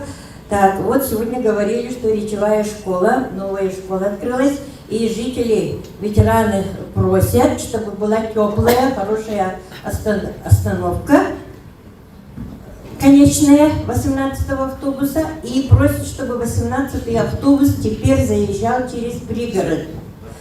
Заездом, потому что дети, которые живут в речевой школе, учатся в этой обычной школе в пригороде, чтобы учить, да, вот это. Так, просят, и еще просят в речевой школе, хотят во время того, как вот переделывается улица Чернышевского, в речевой школе остановку пригорода вот немножко сделать через школьный автобус. Но это, видимо, со школьным, да? Все эти вопросы я, в принципе, знаю, да, могу лично передать. И еще меня попросили передать, мы, ветераны, ютимся в библиотеке приключений, маленькое, но деревянное здание. И хочется, вот во многих этих мы уже работали во время выборов, просим, чтобы здесь у нас была хорошее досуговое место, центр, да, чтобы все мы, ветераны, собирались. Школа 3-го возраста, что работает в городе, из речевой школы на 2 автобусах добираются. Вот. Нам было обещано при выборах, чтобы мы были, чтобы у нас было здание для этого. Очень много здесь у нас мастеров прикладного искусства. Надеемся, что нас поддержат. Мы в контакте работаем, и нам очень хочется, чтобы в этом году до ИСЭХов, чтобы у нас был просторный зал, здание, чтобы мы вместе с автодорожным округом, мои ветераны, все наши вот советы работали для улучшения зала, для улучшения нашего микрорайона. Здесь очень обширный микрорайон. Спасибо. Надеемся, нас поддержите. Большое спасибо. Спасибо. Протокольно все отфиксируем. Поработаем. Пожалуйста. Здравствуйте. Предприниматель маршрутного автобуса. Я так понял, в основном будет заняться ЯПАК. Тогда мне надо закрыть свое дело, продать автобус. Мой маршрут, который работает, останется, да? И второй мой вопрос. Бар сакалы тулумны нереп тибит, ол күнә мен бүлгәндә саңа школага сакалы класс хохты иттим, ол күнҗүктө. Начали перед тем, Джон Бартёдя, автобусы вообще неправильно поняли действительность. Мы без частного бизнеса никак. В этом году мы на 75 автобусов, которые будут покупаться, на каждый автобус дадим 2,5 миллиона субсидий, чтобы участники внесли их как первоначальный вклад в лизинг. Поэтому мы способствуем развитию частного бизнеса в этом числе тоже. Мы просто перейдем на новую форму договоров. Автобусы свои старые продавать надо новые покупать. Надо заниматься дальше этим предпринимательством. На каком маршруте работаете? 17. 17 маршрутов. Ну вот мы просто маршруты будут меняться, на якутский транспорт зайдите, в первую очередь мы с вами будем работать, с автобусниками, которые работают. Поэтому и с точки зрения общего подхода для автобусников, усредненно для всех температура станет лучше. По школе номер 39 обязательно здесь не то, что якутский язык, а там билингвально будет. Концепцию школы по языкам ответьте. По языкам. У человека язык, человек говорит, ходят слухи, что якутского языка в этой школе не будет.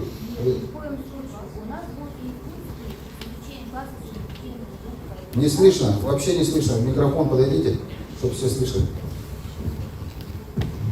Абсолютно неправильная информация. У нас здесь классы будут с изучением якутского языка, родного языка, и с изучением русского языка. Никаких вопросов нет. Изучение, обучение. Обучение на якутском языке в том числе.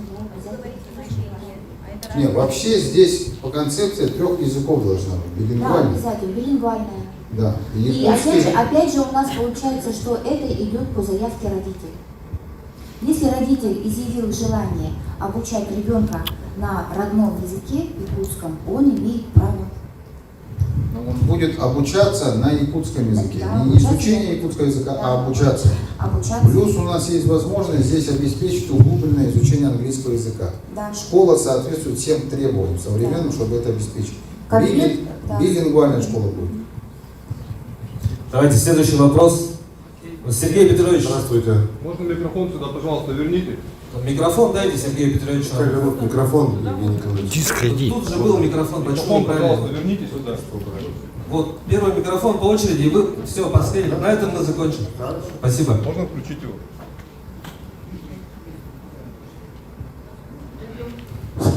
Прошу, Всем добрый вечер, Евгений Николаевич. Спасибо за отчет. Меня зовут Сергей Хромов. Уважаемые присутствующие, с 2017 года на территории автодорожного округа я являюсь заявителем и автором 5 важных социально-масштабных инвестиционных проектов без бюджетных средств. 2 из которых на данный момент практически уже реализованы. Первое, являясь членом общества инвалидов, привлек средства внебюджетные, демонтировал старое здание сгоревшего клуба по Красноярова 15. В этом году на этом месте заканчивается строительство спортзала для инвалидов с многоквартирным домом. Второе, по улице Красноярова 22, являясь председателем жилищно-строительного кооператива при Минздраве Республики, мною демонтированы 8 зданий старого морга, разработан проект, заведен застройщик. На данный момент дом уже 2 года назад введен в эксплуатацию.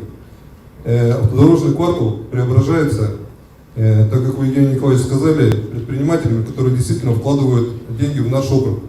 И отдельное вам спасибо, что большое количество предпринимателей видят, что вы добросовестно выполняете указ Валентины Ивановны Матвиенко, который 1 февраля 2023 года повторно на днях объяснила всем государственным и муниципальным служащим оказывать содействие бизнесу в регионах в период специальной военной операции.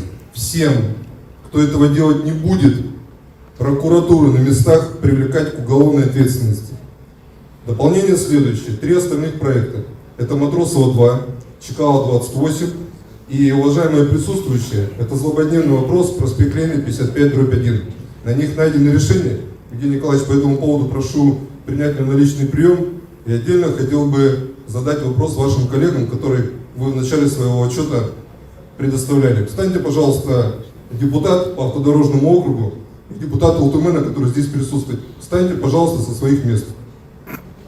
Чтобы вас люди, которые присутствуют в зале, увидели. Иван Слепцов и Алмосов Владимир. Вот, пожалуйста, уважаемые присутствующие, посмотрите на данных депутатов. Они входят в команду Евгения Николаевича, который сегодня сделал грамотный отчет. Заявляю следующее.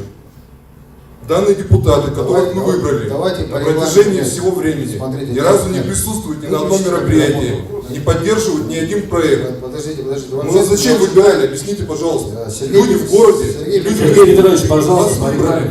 У меня вопрос к микрофону. Почему не присутствуете ни на одном мероприятии? Сергей Петрович, давайте я вам объясню одну простую вещь. Сегодня идет отчет главы, у вас вопросы ко мне. Да. Депутатам вопросы отдельно. Вы уважаете... Вашу команду ходят. Подождите, вы уважаете время людей, которые здесь присутствуют в первую очередь. И мы работаем строго по регламенту. Поэтому я готов ответить на любой ваш вопрос. Присаживайтесь, Иванович. Мы не будем превращать в бардак это мероприятие. Это не бардак, у меня это начинается бардак, это не по регламенту. Работа не по регламенту, позвав сюда 100 человек не публично, ведя и меняя регламент, это бардак. Поэтому я прошу вас, присядьте на ваше место, это мое рабочее место, я сейчас работаю. Всем присутствующим говорю, эти люди, которых мы выбрали, не посетили ни одно мероприятие. Пожалуйста, Сергей Петрович, спасибо за вопрос. Вы, пожалуйста, присаживайтесь. И это не бардак, это факт. Это бардак. Второй микрофон, пожалуйста. Все, вы давайте мы... Ни одной подписи нет. Давайте, я слушаю вас. Жители квартала 55-1, старый город, хотели бы знать тенденции развития, как будет развиваться проект «Старый город» вокзалок. И на момент, что решили, на 23-м, в 2020 году были у нас в гостях, да, в команде Александра Сергеевича, как говорится, обещанного 3 года ждут. Вот. 3-й год пришел. Смотрите, я понял, за прошлый год мы реализовали там 2 проекта. В этом году 3-й реализован, перетаскиваем старые дома, восстанавливаем старые дома. По переселению, расселению домов мы будем заключать там комплексное развитие территорий. Значит, планируем, что зайдет на исполнение этого комплексного развития территорий, значит, наше городское предприятие, агентство по развитию территорий. Частный капитал туда не зайдет, не выгодно. Вот мы готовы нести это обременение. Сейчас, коллеги, дополните те детали, которые сейчас имеете. Семен Афанасьевич, пожалуйста. В первую очередь расселение вот тех домов. У нас многоквартирка расселяется в этом году, правильно? Или в следующем году? В этом году расселяется. Крупская 3 расселение. Крупская 3 первый же в 2007 году, а последний в 2022. Так что... В прошлом году мы действительно 2 концессии, они уже в работе, останавливают здание. Мы планируем еще 2 концессии. Это Строда 2/2 и вот Крупская 3. Так, дальше вопрос с муниципального уровня поднят на уровень республики. За счет привлечения внимания и создана рабочая группа при Бычкове Кирилле Евгеньевиче, есть дорожная карта, и согласно ему проработана финансовая модель. То есть уже есть предложение, как будем реализовывать этот проект. Без помощи государства снести полный весь этот микрорайон невозможно. Задача наша такая: найти средства в программе республики, полностью выкупить все дома и привлечь инвесторов на свободном участке. Сейчас по механизму комплексного развития территории, агентство развития территории, он заходит, и соответственно те затраты, которые он по выкупу идут, а он за счет расселения. Давайте извиняюсь, что перебил. Конкретика. Там были номера домов, куда мы заходили. 3 дома. Когда мы эти 3 дома в переселение поставили? Строда 1. Строда 1, Строда 3 и Ярославского 59. Дана задача также на уровне правительства Республики Саха-Якутия. Мы будем преображать данный квартал 55, начнем с этой точки.